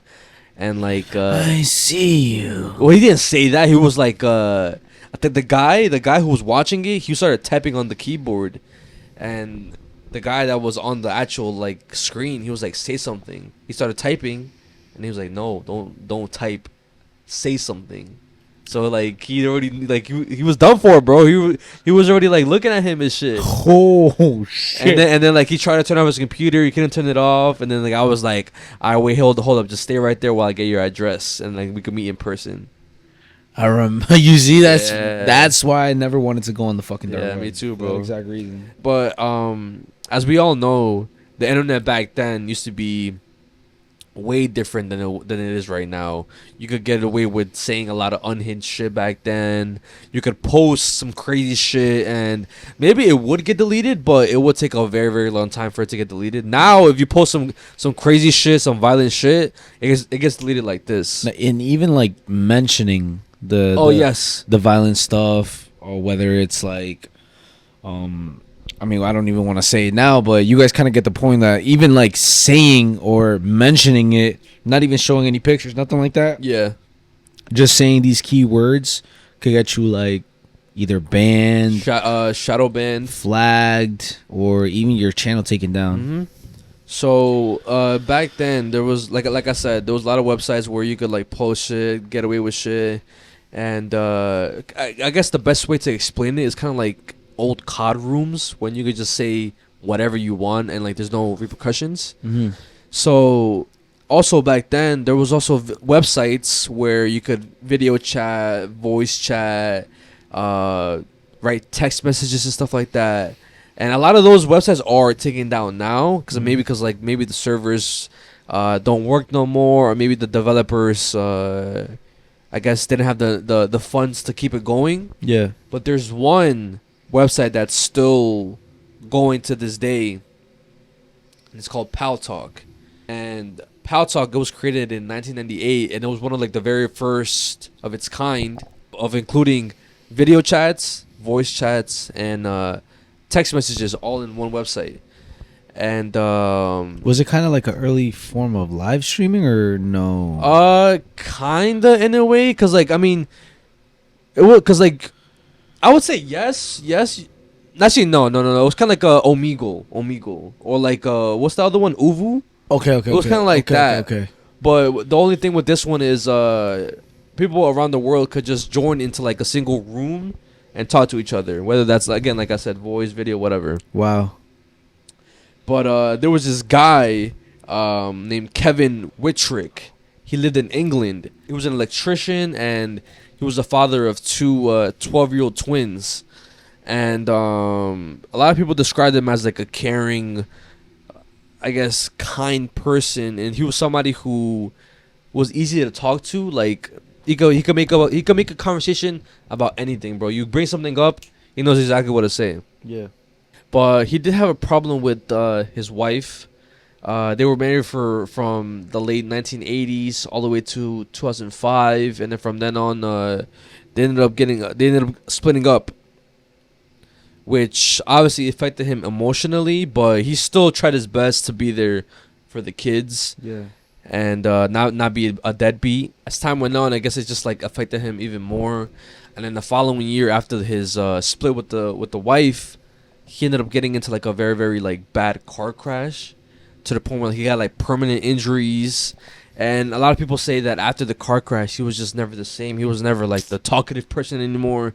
He was more quiet, more reserved.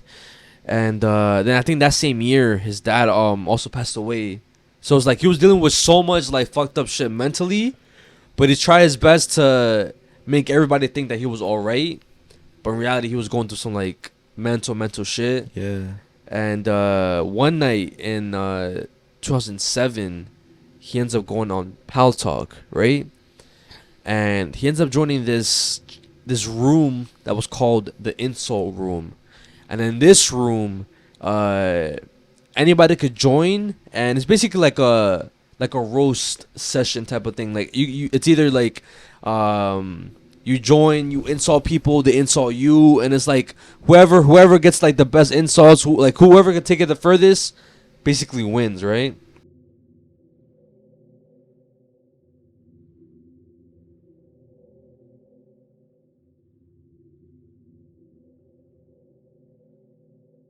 So he ends up joining this room one day, and out of nowhere he just starts like spewing like nonsense, and then he ends up saying like, "Oh, I want to."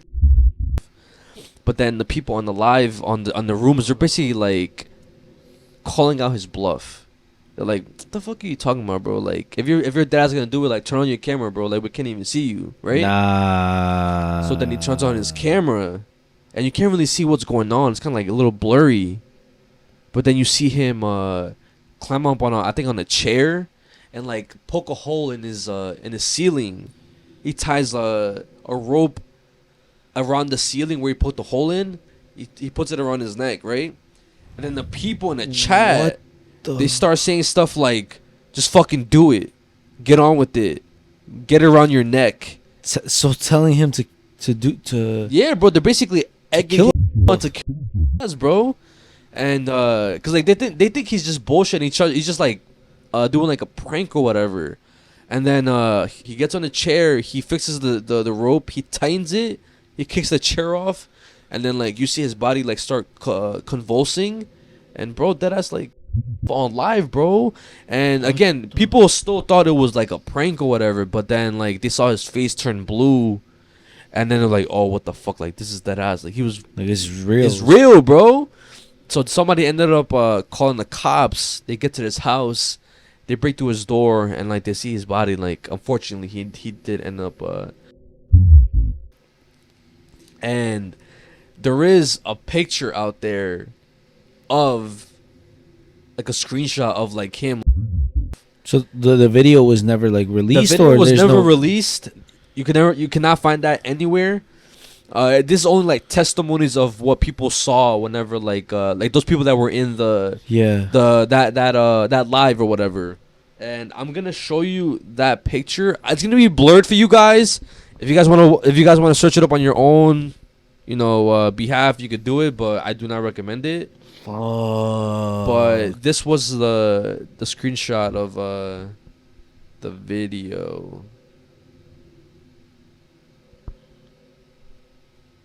Yeah, bro. And I think in the... Oh.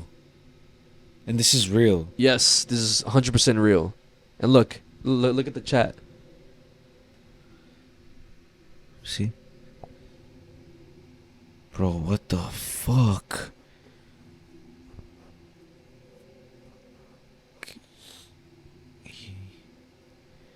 Bro.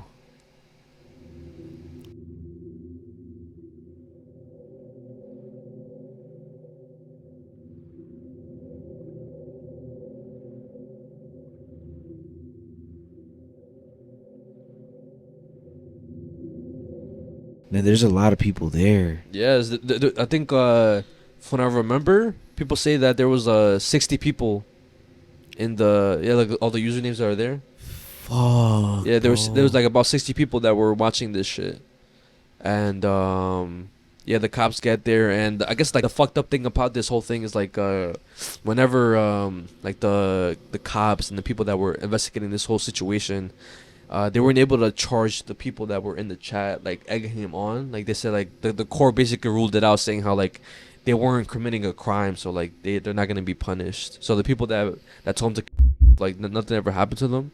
Yeah. And this, like I said, this website Pal Talk is still a thing, and it wasn't until years later, 2017 and also 2018, two more people, same situation like Kevin. They joined an insult room. Well, one of them joined an insult room, and they on the live stream, bro. And I believe both was also the same thing, hanging themselves. Yo, bro, this is. Yeah, bro. So this is like basically like the real life Red Room, bro, because they were egging him on to. Yeah, they're telling them what to do and shit. Yes, to bro. the point where they do it. Do you know what this reminds me of? And I think we can't say the specific game or what it is, but it was that game like where. And don't say like any words if you remember what it is, but I mean, you could say it, I'll just blur it out. Like I just don't remember what it is, but where it had steps to it, but the final step of completing the challenge or the game, the challenge, I remember. And the last step of the challenge was basically to kill. I remember. I think you talked about it. You was like, wasn't it towards kids? Something like that.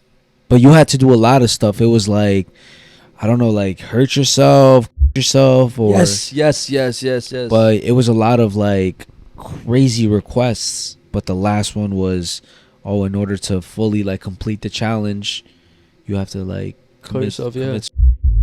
And you know what's crazy? Recently, Abby came across this video, and it was a guy who does like he's a forensic scientist, and he says that some of the worst cases to work on that he has to do is cases. Wait, why? I guess because of how like traumatizing it could be, or I'm not sure specifically why. It's like I mean, I can imagine, you know, it's a lot of dark energy around it, you know what I mean? So but he says that it's like one of the hardest types of like cases to work with and stuff. A lot of really disturbing, especially to me, the ones that jump off tall buildings, because once you've done that in mid-flight, falling down, you can't back off and say, hey, this is a bad idea. You're all in at that point.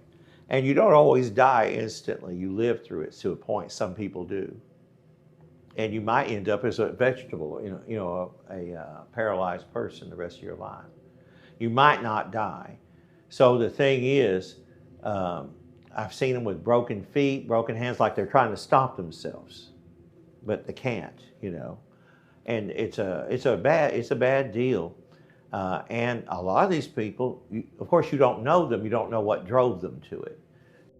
To me, are always disturbing because it's something you do to yourself, you know. And in the comments of that video, I'll send it to you if I could find it. Okay. If she has it or whatever. There's people who are saying like, "Oh, I need some recommendations. What do you guys think is the best way?" I'm being so dead ass, bro. We were talking about this shit earlier, bro. And it's crazy how you're mentioning this now, because she just randomly came across that guy. And people are saying that though in the comments, like, oh yeah, it's really a 50-50. Like you don't, sometimes the methods might not work, but I've heard that this is the best method. Like, bro, there's people who are talking about that with each other. That also reminds me of, do you remember back in, I forgot when this show came out. Whenever 13 Reasons Why came out? Yo, yes. And I believe that show made people want to like have like a 13 Reasons Why kind of moment. Kind of moment, yes. Like it made people like want to See, that's fucking crazy. Like, that's one thing that people don't like realize, that sometimes if you're going through some shit, or if somebody's going through something, it could like just seeing the comments or just seeing a video could kind of, I don't want to say inspire them to do it, but it encourages them to want to do it more. Like, it like flips a switch. Yeah. Like, oh, you know, this person did it, or fuck it, I'll do it too. Or let me do it that way. Yeah. Fuck. And I mean, again, I'm not gonna generalize it, or we're not gonna generalize it and say that everybody's like that. But there's certain people, like there's probably like a good percentage of people who, if they hear something like for example, the 13 Reasons Why or something like this, they probably will want to do something like that. I mean, we're talking about from like the cases that we've seen, though. No, yeah, of course, hell yeah, Because there is cases of people doing this stuff. You know what I mean? Which is the reason why it's even talked about. Yeah. You know, if it was just like a random like thing that we saw or whatever, nobody would be talking about it. But this shit was on the news. Like, this was really affecting a lot of people, and it's still a problem to this day. You know, that's why we do mental health checks, and we talk about mental health because it's very, very important. You know, like check on your loved ones and all that stuff. You know, because you never know what like somebody could be going through, and a hate comment or something like that could really affect somebody. Yo, even in do you remember I think it was Momo? Oh yeah. It's Momo, right? The one with the fucked up face. Like that was supposed to be like a curse, like it caused you to do that. Like it was a cursed thing or whatever. So no. So the Momo, it wasn't the actual Momo doll or mask. It was like created by somebody else who wasn't even like, the intention wasn't even to curse or to cause harm to anybody. Somebody used that picture to send it to kids. Challenge? The Momo, I think it was the challenge, or the. I think you have to bleep that out too, though. Okay, but I believe it was that. And again, it made younger kids like themselves or like do harmful shit to their family members, and sometimes it made them kill themselves too, bro. And again, it all stems from like these. It was like this fucking like this fucking loser, but this fucking like adult doing that to kids. Yeah, bro. Be on some like kill people without him, like them actually doing it. Yeah, it's like they're not committing a crime. Mm-hmm. Well, technically they still are, but because they're because they're telling like they're still committing a crime because they're doing this shit. They're sending it out to kids, but like it's in their eyes it's not as bad because like they're not actually doing the action. Yeah, disgusting motherfuckers out there, bro. Yeah, bro. That's a crazy way to start the fucking I know this going dark segment. Yeah, bro. The thing I'm gonna talk about is a little bit on the lighter side. I don't usually talk about things like this. What I'm gonna talk about, I don't usually talk about it only because I feel like it's not like, I guess, the best stuff to talk about. You know, you guys love scary shit. You guys love the true crime. This is more on some like not real but real at the same time, right? Okay. So I'm gonna talk about one of the most disturbing / scariest video games of all time. Okay. Which is Dead Space, that came out back in 2008.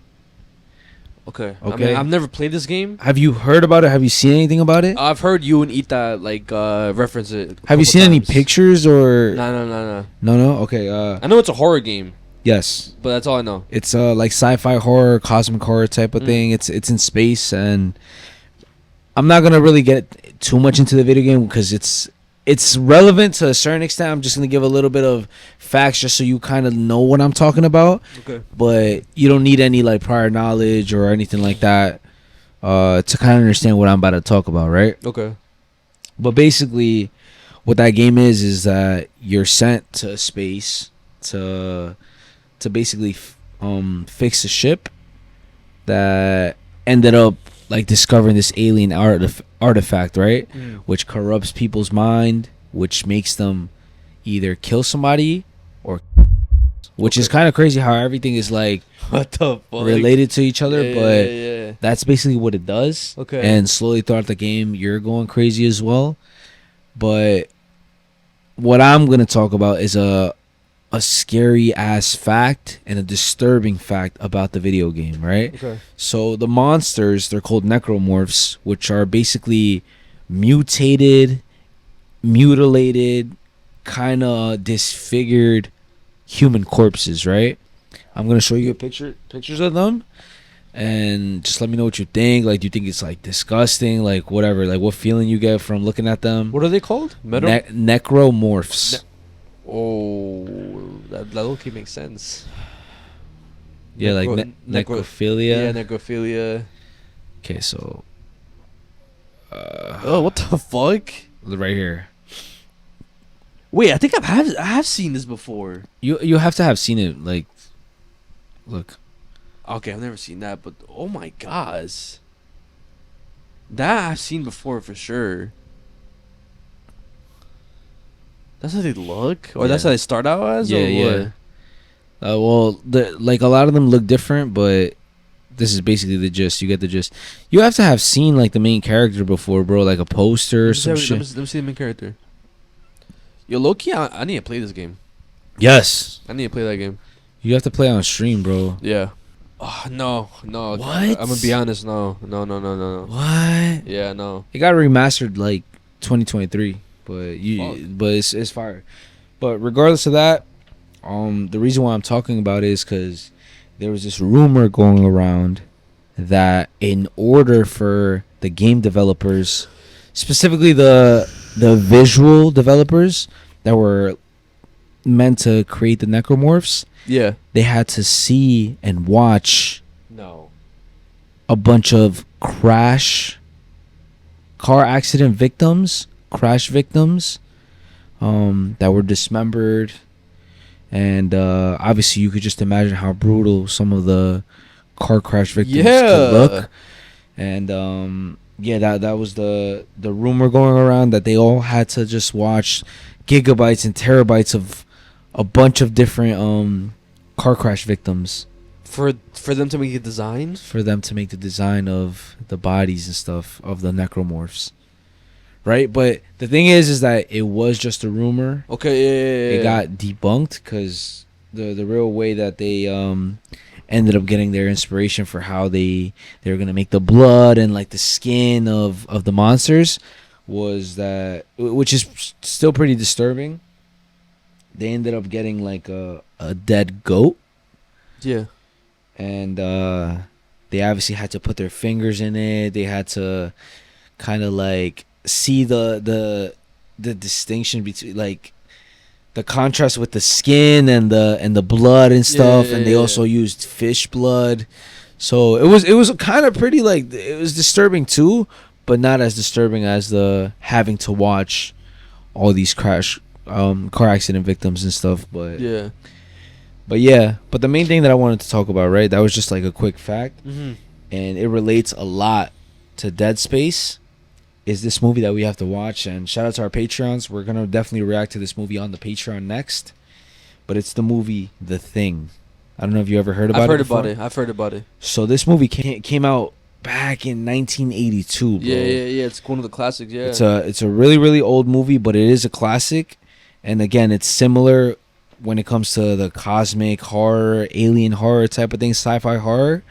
So this movie is one of those movies that it's more psychological than like scary in a way. You know, it's very suspenseful. You don't like know like, you know what I'm saying? You don't know who the monster is, who the thing is. But what I want to ask you before I get into it, would you know if I was the thing? Would you do think you would know? Now, a little bit of information about The Thing is that it takes all my memories. Fuck. And yeah, pretty much it turns into me, bro. But do you think you would know? That's a hard question, because like, if you know everything, then probably not. Because I was also thinking about it in the doppelganger way, like the Mandela catalog, the alternates. With that, I'll be able to tell. How would you be able to tell?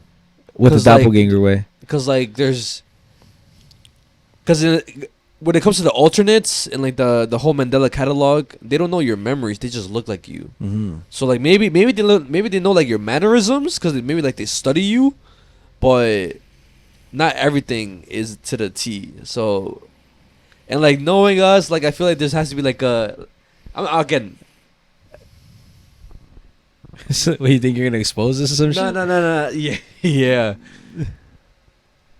Like I feel like we have talked about certain shit like that. Like, oh, like what if like there's a clone or something? Like we would know. Like I feel like I would know it's not you. But the fact that you know the memories, it makes it tough, right? I don't think I'll be able to tell, bro. Like I feel like I'll have to. There has to be something subtle that you do that I'm like, wait, why the fuck did he do that? Okay. Like why did he say that? So that relates to like what I'm gonna talk about and shit. So at the end of the movie, right? I don't know if you want me to spoil it or whatever. Spoil it. But basically, like how it all starts and what the whole thing is, right? At the very beginning of the movie, there's a helicopter that crashes, right? They're basically a group of scientists and investigators in Antarctica, right? Okay. And they're basically studying a bunch of different things involving the Earth, right? And out of nowhere, they get interrupted by this helicopter that crashes into their site. Okay. And then you see a dog, a sled dog, running to them, right? And they're like, oh, whatever, there's a dog, this and that. There's an explosion, the helicopter explodes, and this Norwegian guy, he's like talking in his language, and he's saying like, oh, like, whatever. And then he starts shooting at them. Okay. He starts shooting at them. He even hits one of the people in the leg. And at this point, the dog starts running away. But he's still trying to shoot the dog. He's trying to shoot the dog, right? Mm-hmm. But before he could get to the dog, one of the people in the site ends up shooting the guy. Because first of all, the guy just shot at your crew members. Yeah. So what are you gonna think, like, bro? Like he's like rogue or like who the fuck is this guy? Yeah, Why is he shooting at us? He literally hit one. Like, imagine we're chilling and shit, like just doing our job. Some random motherfucker. And some random motherfucker shoots me in my leg. Yeah. You know what I'm saying? You're gonna be like, what the fuck? Shoot him back. Yeah. You know. So they end up killing him. But when you see the translated version of what he was saying, no, get away from that. It's not a dog. That's a thing. That's the thing. And then get away from it. That's not a dog. And then he ends up dying and shit. They end up killing him, right? But basically, it goes like that. The thing starts taking the shape of the crew members little by little. But it's kind of like who the fuck is a crew member? And like it's like Among Us. The whole movie is like Among Us. Like, who is the fucking thing among us right now, bro? And at the very end of the movie, which is why it's still talked about to this day, is because how it ended. So throughout the movie, they had made a pact with each other, all of them. Yeah. That they're not gonna share stuff. They're not gonna share a drink. They're not gonna share anything that could potentially like spread like DNA and shit like that. They're not gonna do that. But at the very end of the video, very end of the movie, some McCready is his name. He's chilling, right? He's chilling. He's inside like a shed, and then there's this other character called Childs who comes into the shed as well, right, or the spot. And McCready, he takes a drink, right? He takes a drink out of his cup, or like I think it's alcohol or some shit. He takes a drink basically, right? And then he passes it to Childs, and then Childs drinks it, and then McCready laughs. So it's kind of like like he knows who's the thing, that he's the thing, but we don't know. Like the audience doesn't know if McCready is the thing, because why would he like drink it and pass it? Okay. But also, why would he drink from the drink that they had already made a pact that they're not gonna drink? Yeah, which is something that the thing wouldn't have known. Okay. So I'm gonna show you the scene. Yeah. And then there's theories and like conclusions that people have had as to who is the thing and who's not, right? But I'm gonna show you the scene right now. You the only one who made it? Not the only one. Did you kill it? Where were you, Charles?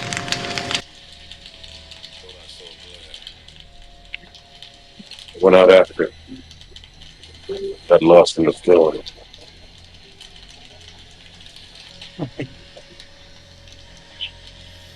Fire's got the temperature up all over the camp. Won't last long, though. Neither will we. How will we make it? Maybe we should.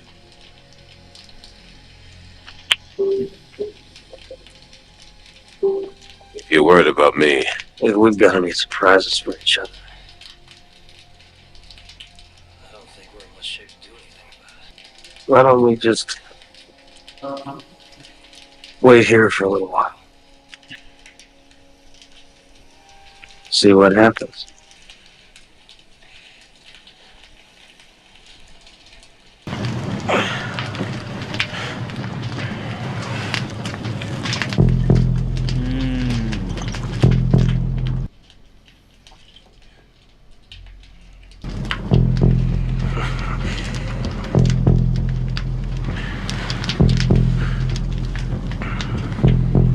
So it's like, okay, so it's like, it's either or. It could be the thing.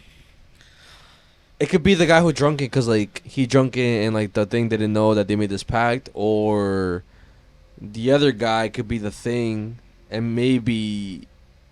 Well, all right, was the other guy there whenever they made the pact? I forgot about that. Cause if he wasn't there, he could probably trick the other crew and tell them, "Yo, he drunk the thing." Meanwhile, he's actually innocent. In reality, the one who offered the drink. I mean, at this point, everybody's dead. At this point, it's just them two. It's just them two. Okay. And it just ends like that? Ends like that. We never, like, got an answer. Damn, never mind then. Yeah. I feel like we definitely have to watch it. Yeah. I only, I watched some of it and I got an explanation of most of it, but I feel like if we watch it, we'll be able to, like, know who's who.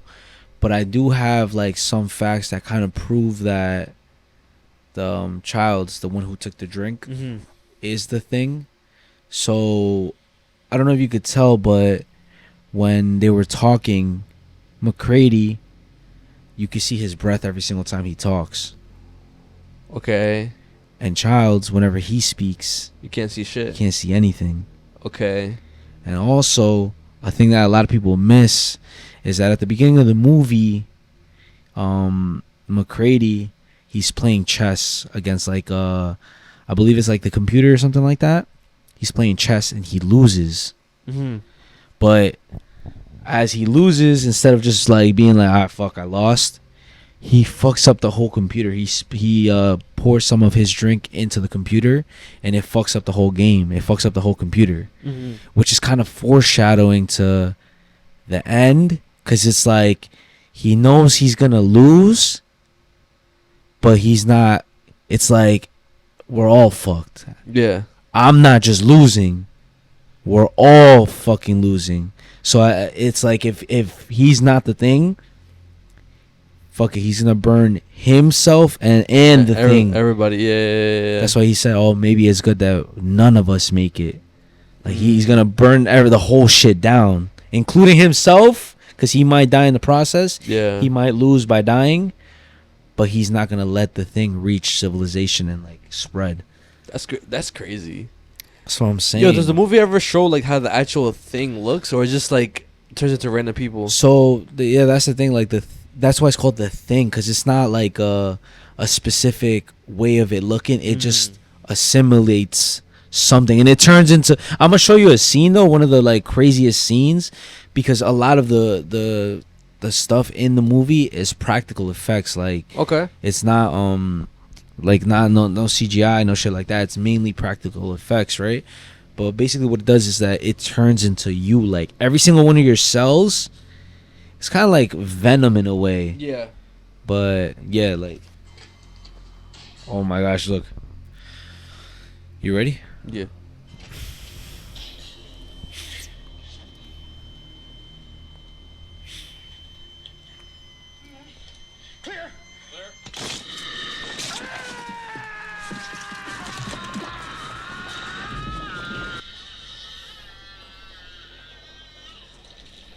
What the fuck was that?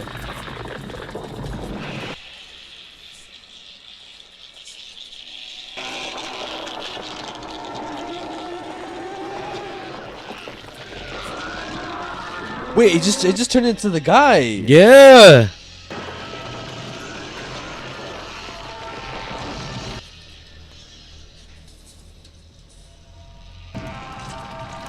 Oh, that looks fucking crazy, bro.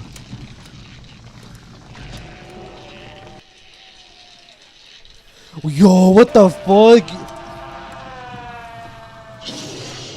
You know what's crazy? What?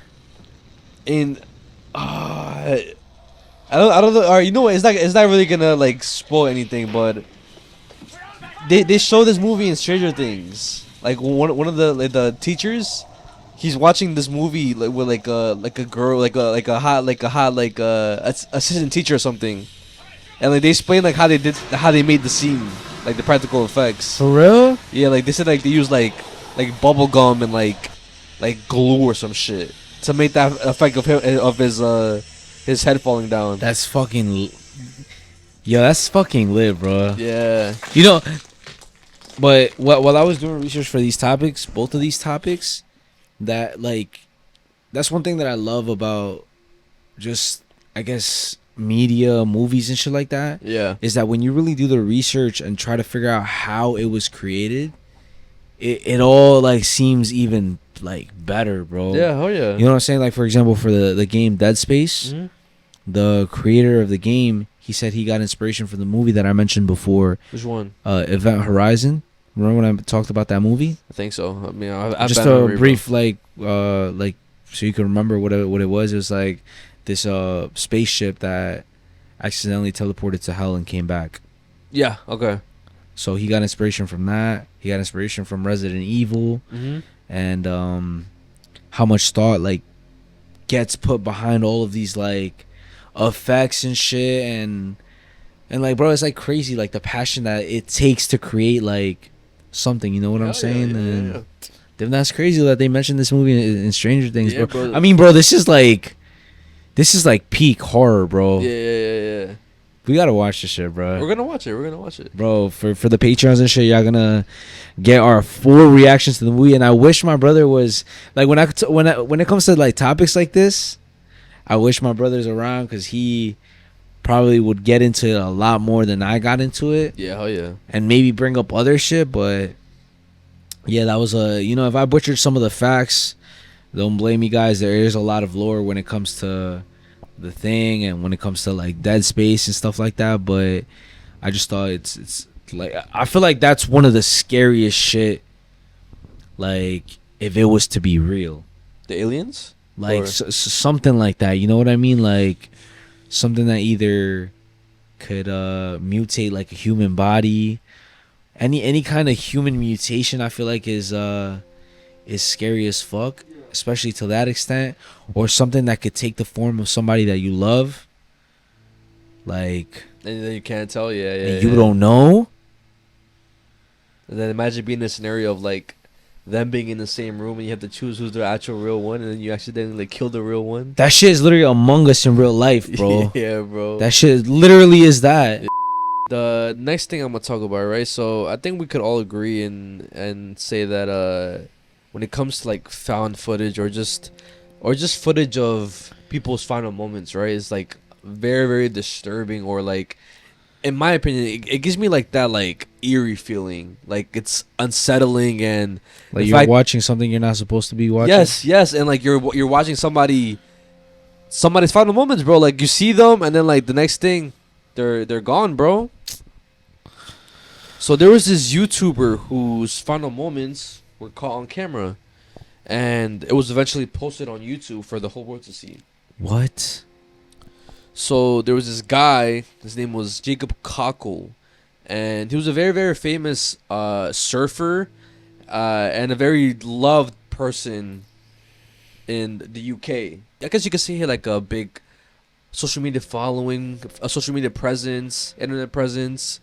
He was a nature photographer. Like he was featured by the National Geographic channel, I believe. Oh shit! So he was a pretty big deal. Yeah, bro. He was very, very known in the UK, and he was mostly known for like, I guess, the pictures that he would take in the sea of him surfing, because like he would be like on some crazy shit, bro. He like, I guess you could say like a daredevil in a way. Like ride the big ass waves and shit. Ride the big ass waves, takes picture in them, surf, like jump over like big ass rocks, surf like I think close to like cliffs and shit like that. Damn. And also what he was mostly known for was his YouTube channel too, which was called Whirlpool Hitman.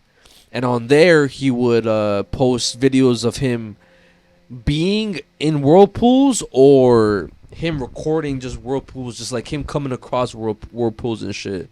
And some of the other stunts like that I mentioned before, he would also post on YouTube as well.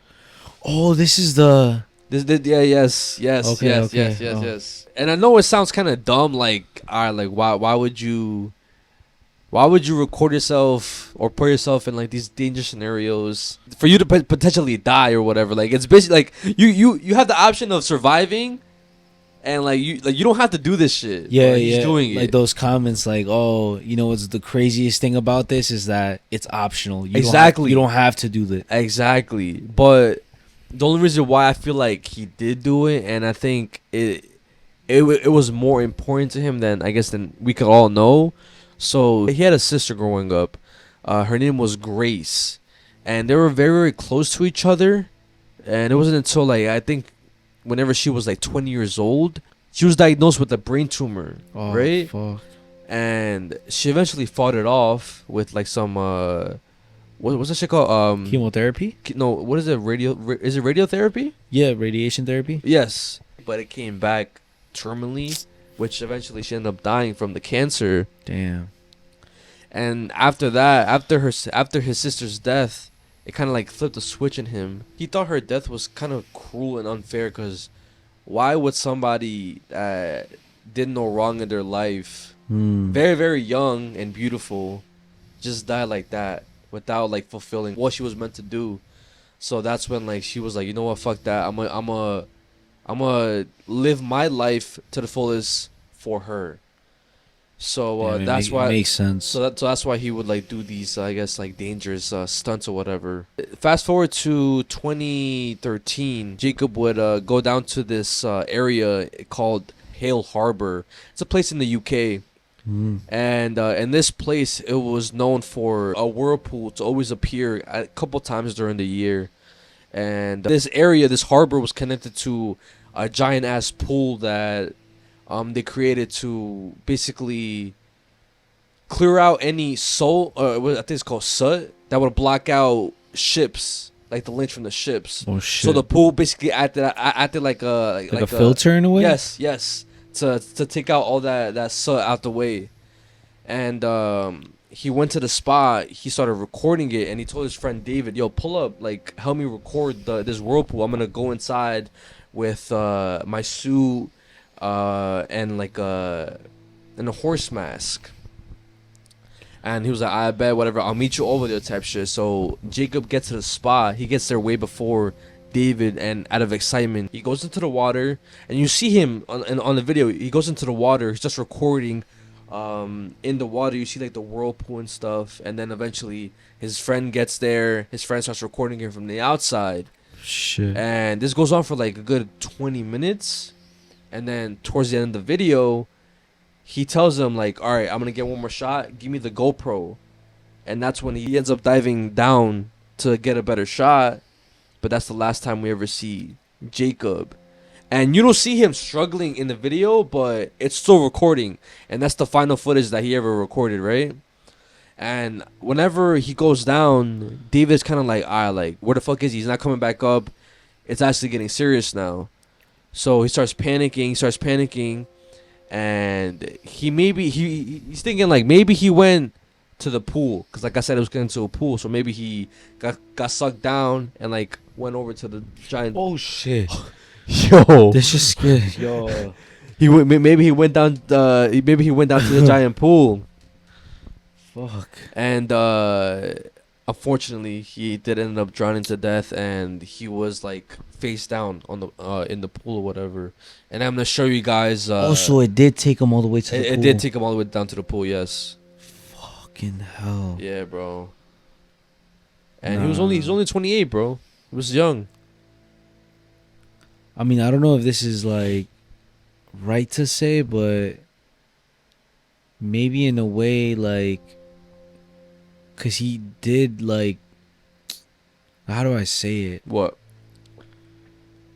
Cause he died doing what he like loved. What he loved. Yeah. You know what I'm saying? Like, maybe that's, I don't know how to say it. Like, cause you know, it's he died. He did die, and like I guess you could see it in a positive way. He did die doing what he loved, and he died fulfilling, kind of in a way, his sister's dream, or his dream for his sister. Cause, I mean, that's what he wanted. He wanted to fulfill like whatever like she couldn't do. So, Yeah. all right. So like this is the beginning of the video. This is him getting to the spot, and then like you see him go into the water and like start recording the whirlpool. That looks crazy, bro.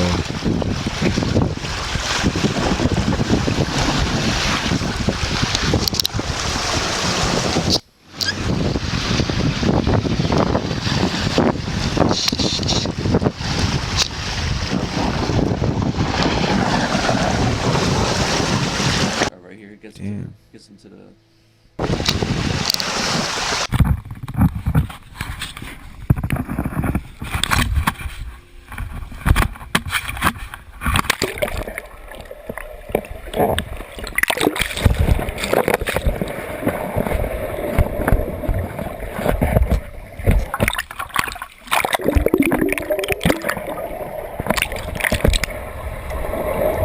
Yo, what the fuck?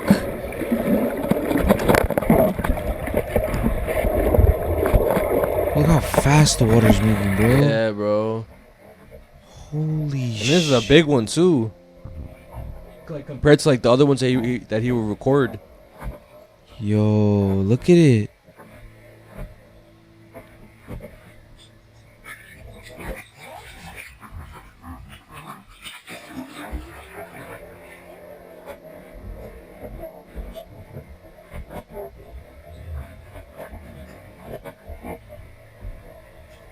Right? So then he continues recording, and then like eventually his friend does get there, and he starts recording him from another POV of right here.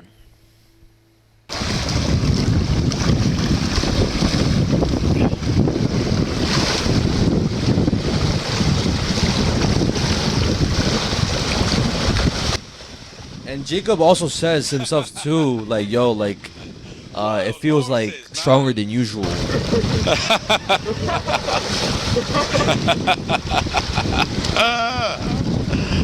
Oh my god.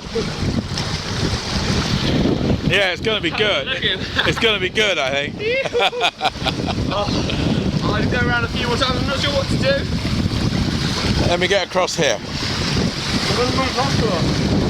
Yeah, that's good.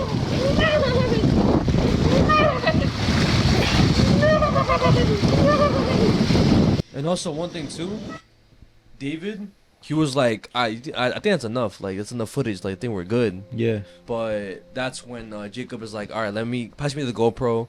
I'm gonna go down, and then I'm gonna try to get another shot from underneath, which is right over here. People walking by must just Bro, be that like, shit what looks is powerful as fuck. Yeah, well, I bro. never. There's a fisherman over there. He's probably going to try and catch you. Oh, I didn't even know that he said that shit, bro. What did he say? He said there's a fisherman over there there's a fisherman over there that's gonna try to catch you. And after he gets sucked into the whirlpool, he goes to the, like, he sees the fisherman. He's like, yo, like, do you see him? Do you see him? So eventually he ends up spotting Jacob, bro. I never even noticed that. That's crazy.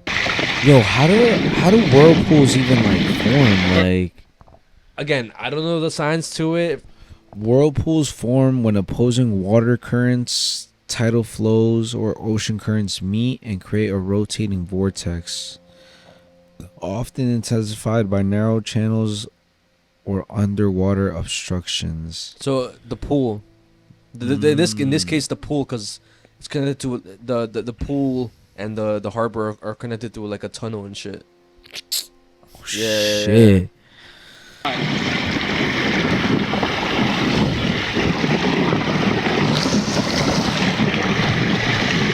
Yeah, and it makes sense how it took him to the pool. The pool, bro. I think it's gonna go in there and I can feel it dropping down. But I find it crazy that he could just like, that he was just on top of it like that, bro. Yeah, I know, bro. And, like, no fear. Right here. That's when he gets the camera. So I think it's gone down. It's gonna go down.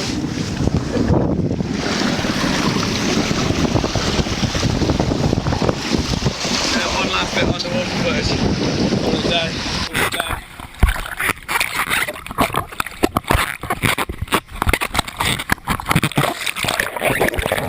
And right here is him diving down.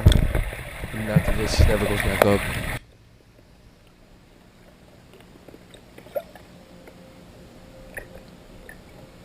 Jacob died for this footage. We are under no illusion that is not dangerous. Mother Nature should be respected.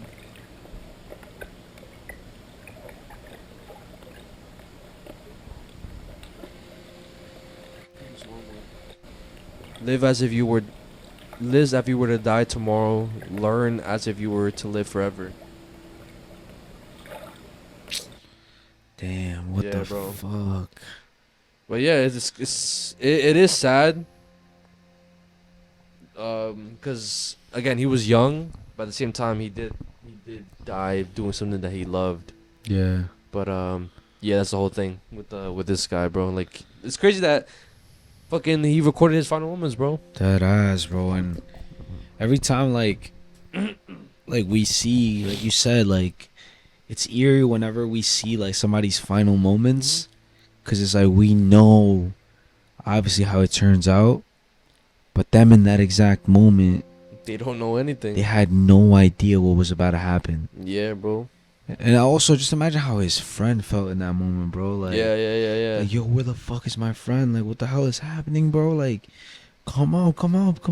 Yeah, I mean, bro, if like, God forbid, like, if I knew somebody, like, if one of my friends was in a situation like this, or not even like in a whirlpool situation, just like in a situation with water, bro, and like maybe like a wave like fucking takes them or something, and like I don't see them like come back up, I'm gonna start panicking, bro. Nah, yeah, that's definitely no fucking, like, there's this phenomenon, or I think it's also created, but there's this thing called aerated water. Have you heard about it? Mm-mm. So what it is, it's basically water that is kind of like injected with gas. Okay. So it's like for example, like seltzer and shit like that, soda. You see like how it's like pressured with Like gas? fizzy? Yeah, kind of. So they do that to water. I'm not sure exactly why. I think it's to like cool down certain like what do you call it? Maybe certain technology or something like that. I'm not sure exactly why they use aerated water in certain facilities. Yeah. But there's certain facilities that literally have signs, oh, aerated water, beware, do not go inside the water, right? Okay. And the reason why is because since this water has a different density than normal water, you can't float and you will not be able to swim in the water. You're gonna instantly Sink.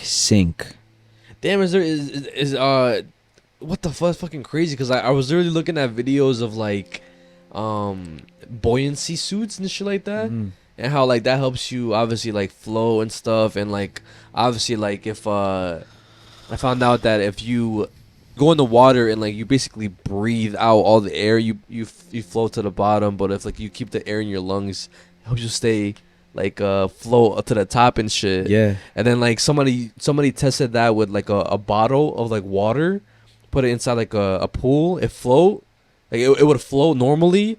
But then you put it in like a hot tub where like it's like the water's like all fizzy and shit, and like the bottle was having trouble floating. And it's because like the air is like there's more air in the water. Yeah. Than there is water and shit, so it changes it's like completely different type of water, right?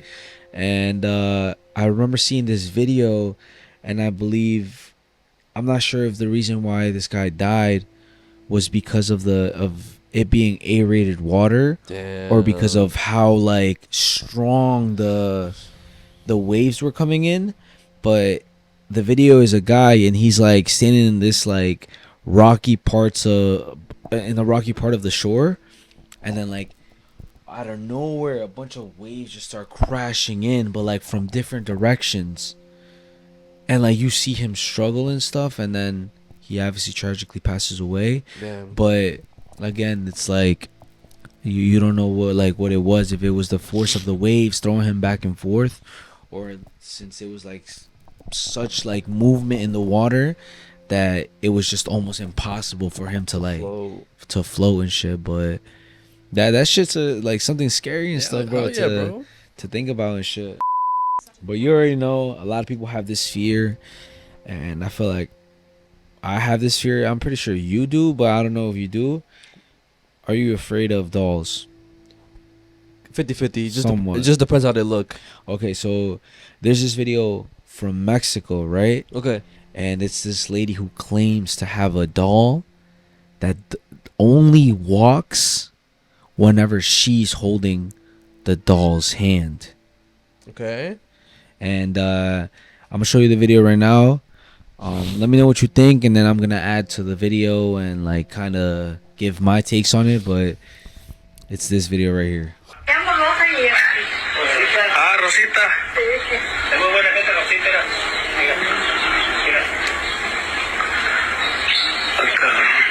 You see it's walking.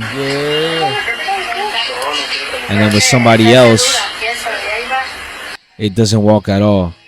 Now, what do you think about this video? Wait, hold on. Can I see it again? Well, this is another one. Kind of similar thing, right? Yeah.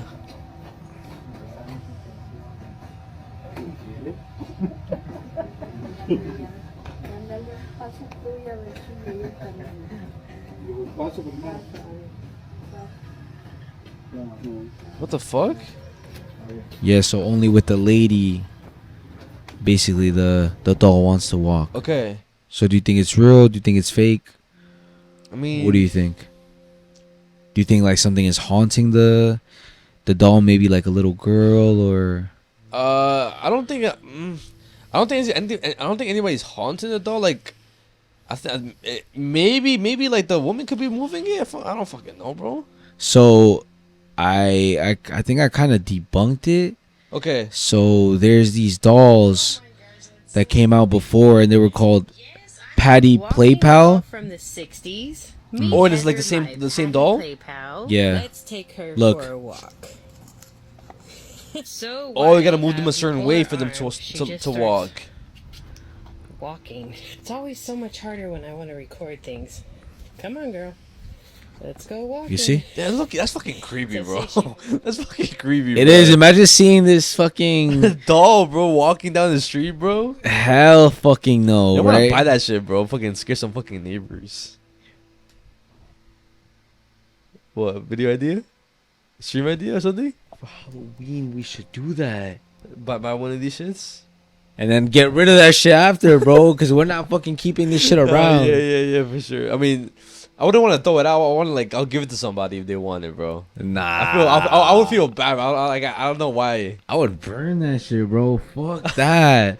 But anyways, you kind of get the gist. These dolls came back back in the '60s, and they were like that all or advertised like that doll walks type shit. If you hold his hand, you know, like if it was like your baby, like your daughter, you know, taking her for a walk and stuff. Take your doll for a walk, right? Yeah. But now, what I'm really gonna talk about, and it's a little bit scary, right? Yeah. So when you think of a doll, a life-size doll, or just dolls in general, what is the worst fear that you have that could happen With a doll? with the doll? It moving? Specifically, like turning its head, or like maybe like a hand moves or some shit like that. what I was thinking was more like it moving in the middle of the night. Oh yeah, hell yeah, of course. Like you just hear like the little. Yeah. Oh fuck no, yeah. You're right. Like that one video that you showed. Remember of the? Well, I don't know if it was I don't think it was a duende or something. It was a doll. Like Which that little one?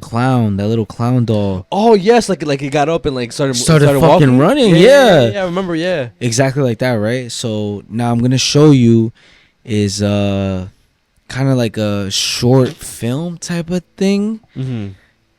It's more like a play, like a short play, and it basically revolves around a moving doll that moves at night. Okay, but it gives the show itself gives this weird and creepy like kind of feeling. Some people say it's comforting, but I'm not gonna lie, like when I watched it for the first time, it was pretty fucking creepy and shit. Yeah. And also I believe it's with puppets. Everything is puppets. Oh. Yeah. Okay. And the name of the show is called it's called La Cucaracha El Teatro Negro. Okay. So La Cucaracha is basically the name of the company. Tal vez a ustedes Whoa, también les what haya the fuck? I've pasado seen this shit algo raro before. alguna vez. I don't know it was this. Pero no creo que fuera tanto como me sucedió a mí cuando era niña. Porque I'm sorry to whoever is watching this at night, bro. This is a play, bro.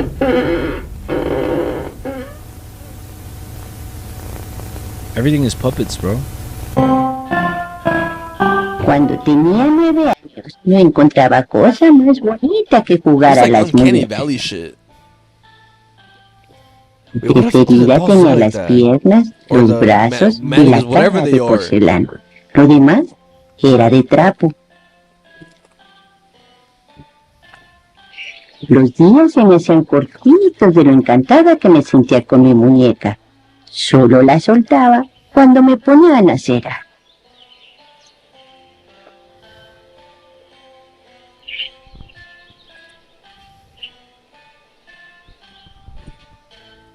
Pero el resto del tiempo andaba con mi mona en los brazos hasta que me iba a acostar.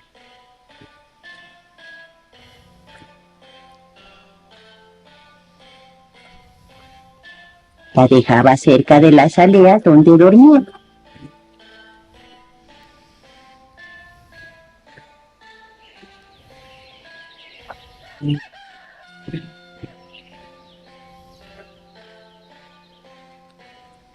Y al otro día madrugaba para jugar. Like that, bro. That shit looks fucking weird.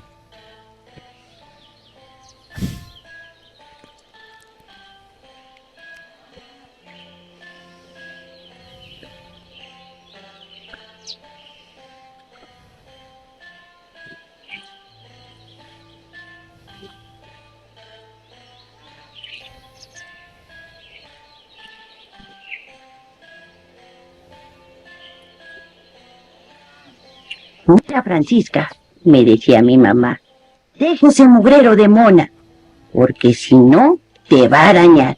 Yo me hacía la sorda y la dejaba que siguiera hablando y le contestaba. That's Ay, crazy. sí. Like the fucking the dolls have a doll. Yeah, right. That's fucking weird. And like again, like 228. I can't get past how they look, bro. It looks like it looks weird. They look creepy and shit. Yeah, a little bit. Yeah. That's what I'm saying. Like that's why when I first saw it, I was like, "Yo, this is already creeping me the fuck out." But as you can see, the name of the episode is called La Muñeca. La Muñeca. In other words, the doll. And you guys are about to see why I mentioned this specific episode. And with everything that we're talking about, the biggest fear when it comes to owning a doll is this that's about to happen right now.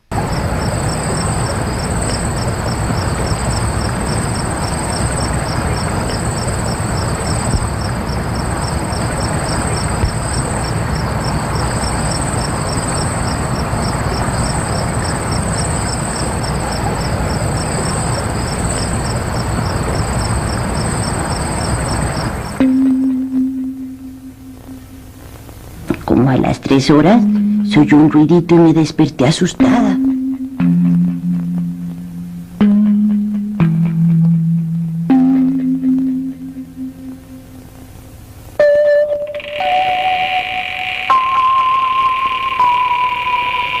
Alcé la cabeza y vi que la luz que entraba por una rendijita de la puerta se oscurecía y alcancé a distinguir una figura. That's a doll? Fucking doll is moving.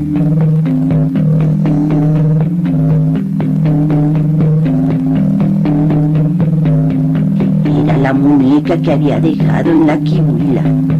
Se oyó muy bien cuando entraba y como poco a poco se acercó a la salea donde yo estaba. Se quedó junto a mí y yo sentí un escalofrío y empecé a sudar. Sentí como con sus manitas jalaba la cobija y me enredé bien.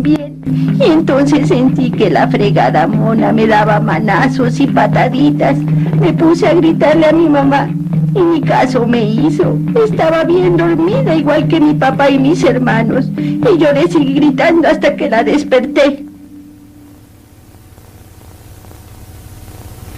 ¿Cómo friegas? ¿Qué diablos tienes? ¡Aquí anda la mona! Mi mamá me mandó que me callara. Ya cállate, estás chingando. Y la mona no dejó de molestarme. Shit. Ahora que lo pienso, creo que al final me desmayé. Al otro día... What would you do in that scenario, bro? What would you do? No one's gonna believe you, bro. Everybody's gonna think you're fucking schizo. The fucking doll looks at me like, nobody's gonna believe you in the morning. That's what's gonna happen, bro. Nah. Bro, the next day I'm grabbing that fucking doll and I'm fucking... Believe this, motherfucker. Fucking... But do you think like fire is always like the best case? Like, do you think like get out you'll like fucking burn them and like it'll like... Bro, I hope. Because like, that's my worst fear. Like, you try to burn something and like it doesn't burn. I was just gonna say, like, you hope that's like the best remedy because like it fucking gets destroyed. But then like in the scary movies, every single time it somehow appears like in your... Oh, like literally where you found it and shit. You know what happened to one of my aunts before? Huh? Like the burning the doll before? Like it was like a long ass time ago. I forgot when exactly.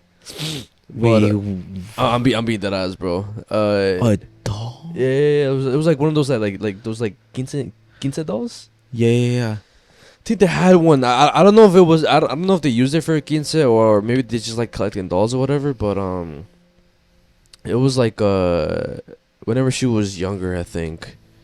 She said that they just kept hearing like a loud noises throughout their house, like whenever they would go to sleep, and they don't know what it was. Like they just thought it was pipes. And come to find out, like I think like they got like a medium or some bruja or like curandera to pull up to the house to like basically cleanse the house and find out what the fuck was the problem. Come to find out it was like the doll that they got. Like there was like some spirit attached to her or something like that. And like they tried burning the doll, and it wouldn't. And it wouldn't burn. No. Where did they even get the doll from? I don't remember, bro. I don't remember that. Maybe somebody gave it to them or something, and like in reality, it was like used as like a bad thing, like one of those like curses, maybe. Yeah, a way to like put a spell on them and shit. Yeah, but like they couldn't burn the doll. But the curandera, whoever that lady was, took the doll with her, so like the family wouldn't have to deal with it no more. But yeah, That's literally on some like. it's like some Conjuring and shit. I was just about to say I don't want to say a specific name. Yeah. Oh that's my god. Yeah, literally- That's literally on that type of shit. Yeah, bro.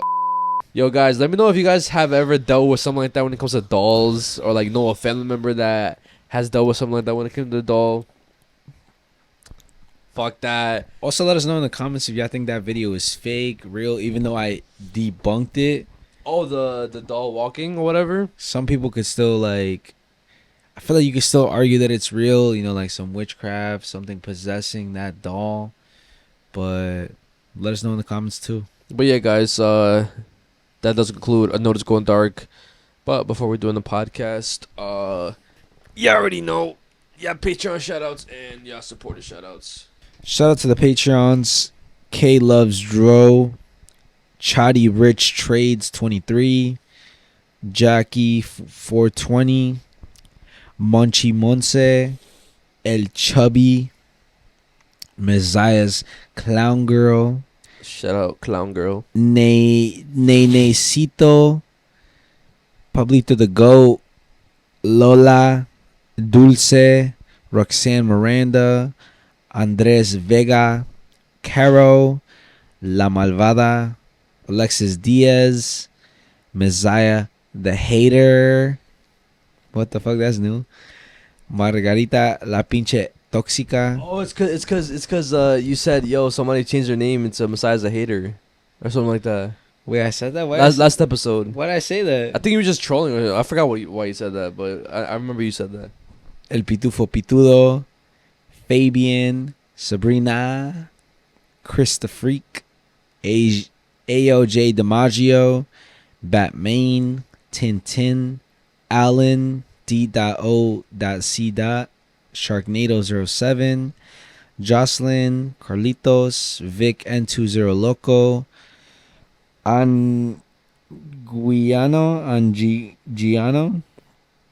I'm sorry if I butchered your name. 03, King Capo, La Toxica, Frank, No Sabo Kid 006, Ricardo's a good boy, Van, Nadeli loves Mezziah, Zinrim, Mezziah, fine as fuck, Monica Limon, Monkey D. Luffy, Ricardo, say my name right, That Mom Mimi, Jasmine T, Benito Camelo, Melissa.co, Zeus the Sparky, La Morenita, Carrie Reyes, Jason Garcia, Roxana Segura, of 1v Van Me on Black Ops 7, Grace Perez, Ricardo, just shut the fuck up and kiss me already. Kevin Banks, Yair Torres, Mezziah got that gat. Yavi Santiago, 88 Falling, Arnulfo Mendez, Gustavo, Mando Beltran, Tita, Puro Pinche Clown Boys, Leslie with the pink hair, Chiquitina Lopez, Te La Comes Toda, OMG Lupe, Anaí, Retardo, Ir Vargas is crazy, D'Amico Buqua, Jesus Chavez, Pascual Zenega, Jose, can you feel it? Aguilera, Mezziah, call me slurs while you hit it from the back. What the fuck are y'all saying? Jaime Rivera, Bel Mendoza, Jennifer Montalongo, and Space Guy. We fucking love you guys. Yo, shout out to the people over on YouTube and Instagram. Shout out to Abby. Shout out to Abby. Messiah, can you say on the next pod or whenever y'all can? Happy birthday. My birthday is on the 27th. I'm turning 18. Much love from the mod, Abby. Clown Boys for life. Shout out to Abby. She's my mod over on my my Twitch channel. She be deleting the all the racist comments or whatever, like the trolling comments. Shit. So shout out to you. Shout out Abby. Shout out to you for the edits too. Happy birthday. Oh, we have to sing, right? Happy birthday to you. Happy birthday to you. Happy birthday, dear Abby. Happy birthday to you. It was just recently Abby's birthday too, so that's crazy. Appreciate you for the support, and appreciate you for constantly showing love on everywhere, bro. Whether that's like our pictures, the videos. Appreciate you. Appreciate it, homie. Shout out to Maggie Vargas 4616. Hey Ricardo and Mezziah, started watching your podcast videos 2 years ago, but I stopped watching because mom life just took over. I barely could focus on the videos because kids. LOL. Be like that. But I started getting reels on Facebook and literally started from the very oldest video, making my way up. Even have a whole page written from 10 through 190 to cross off the ones I finished watching to catch up. God damn. There are so many podcasts, but you guys make me feel home as if I'm watching my cousins and myself talking about scary shit all the time, which I haven't seen in 9 years. Love you both, and may God bless you. Shout out to you, Maggie. I'm glad we're able to make you feel that way. And, Big facts. Give you some company and shit, so appreciate the support. Shout out Maggie. God bless you too. Shout out to Joseph Cabrera 8304. Can't believe you guys are about to hit 200 episodes. I remember watching you guys since episode 8. Wow. God damn, bro. That's OD. Wow. And I've been hooked ever since, waiting patiently for all new episodes.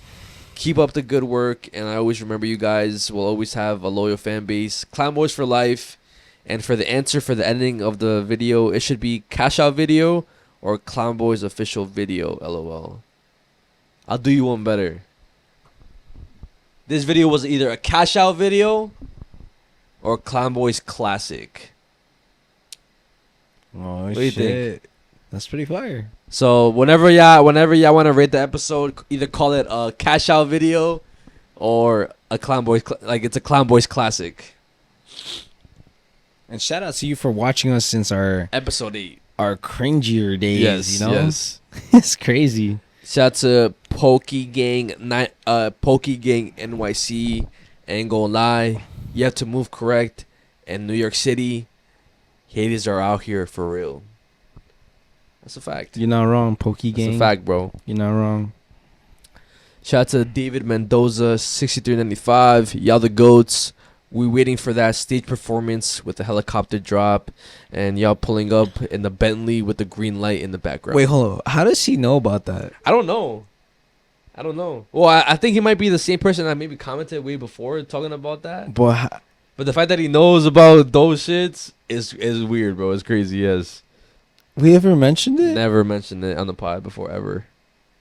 Yeah, bro. I don't know. Wait, what the fuck? You're lying right now. No, we never mentioned it on the pod. I saw that comment. I was like, wait, did you talk about it on stream or something? Like, Nah, never. I never talked about it anywhere. Patreon? Nah, not even Patreon. We never mentioned No, it at I think all. Patreon, bro. We never mentioned. So how does he know? How does he know that? How does he know the exact thing that we're talking about? Yo, David Mendoza, how the fuck do you know this shit, bro? Comment on this video. How the fuck do you know that, bro? I'm not gonna say what, but like, bro. How do you know the information, bro? And I swear I never talked about it on anywhere, bro. Shout out to Kevin Agua Azul. Hey guys, I'm going through a tough time right now. It's something stupid that I did. It could have been prevented, but we all make mistakes. Not everybody's perfect. We just human beings, but I did learn from it a lot. That's good. Since I'm going through it, I've been catching up on your videos, and it brings a smile to my face. Y'all literally make my day better, and I really appreciate that. I hope I can be on the podcast one day. Hey man, maybe one day we'll have a support on the podcast. In the future, when we have an official Clown Boys office or whatever. Facts. And also going back to what you said, it's good that you know that you should learn from your mistakes. You know what I'm saying? Don't hold yourself to like, oh, this mistake defines me. Nah, because we could always grow and learn from the shit that we've done. You know what I'm saying? Shout out to Alex from the gutters. This is kind of like a funny one because I noticed it today too. Why don't you guys bless each other after sneezing? We don't, right? No. We just let each other talk. I think it's because it's kind of like, does it ruin the flow? Like, if let's say we're saying something and like, oh, it's like, yeah, bless you. Oh, thank you. Anyways, back to like, you know what I mean? I mean, I don't know. I mean, but no, we say all right. I think that's only on the podcast thing because off the pod we be saying bless you to each other. And then shout out to Melanie C5017. This one's like a request, but I don't know if you like. Maybe you know about this. Can you guys do an episode on eels? How they tie into aliens and travel to Bermuda Triangle. No, I have heard about that before. I've never heard that before. I've heard about that shit before. Well, I mean, eels, right? Yeah, eels, yeah. Who is it? Melanie, yeah. Melanie or Melanie? Melanie, I'll definitely look into that because I've heard about that before. Damn. Well, yeah, guys, that does conclude episode 192. Hope you guys enjoyed. Again, you could either rate this video Clown Boys Classic or Cash Out video. Let us know. But yeah, it's been your host George, aka Mezziah. It's your host Ricardo, aka Ricardo. And I'm sorry, guys, I'm fucking tired right now. It's 6. It's almost 7, bro. 7 in the morning, bro. We started recording last night of yesterday. And yeah, it's do not let this podcast go. I'm going schizo. I noticed. Sorry, guys.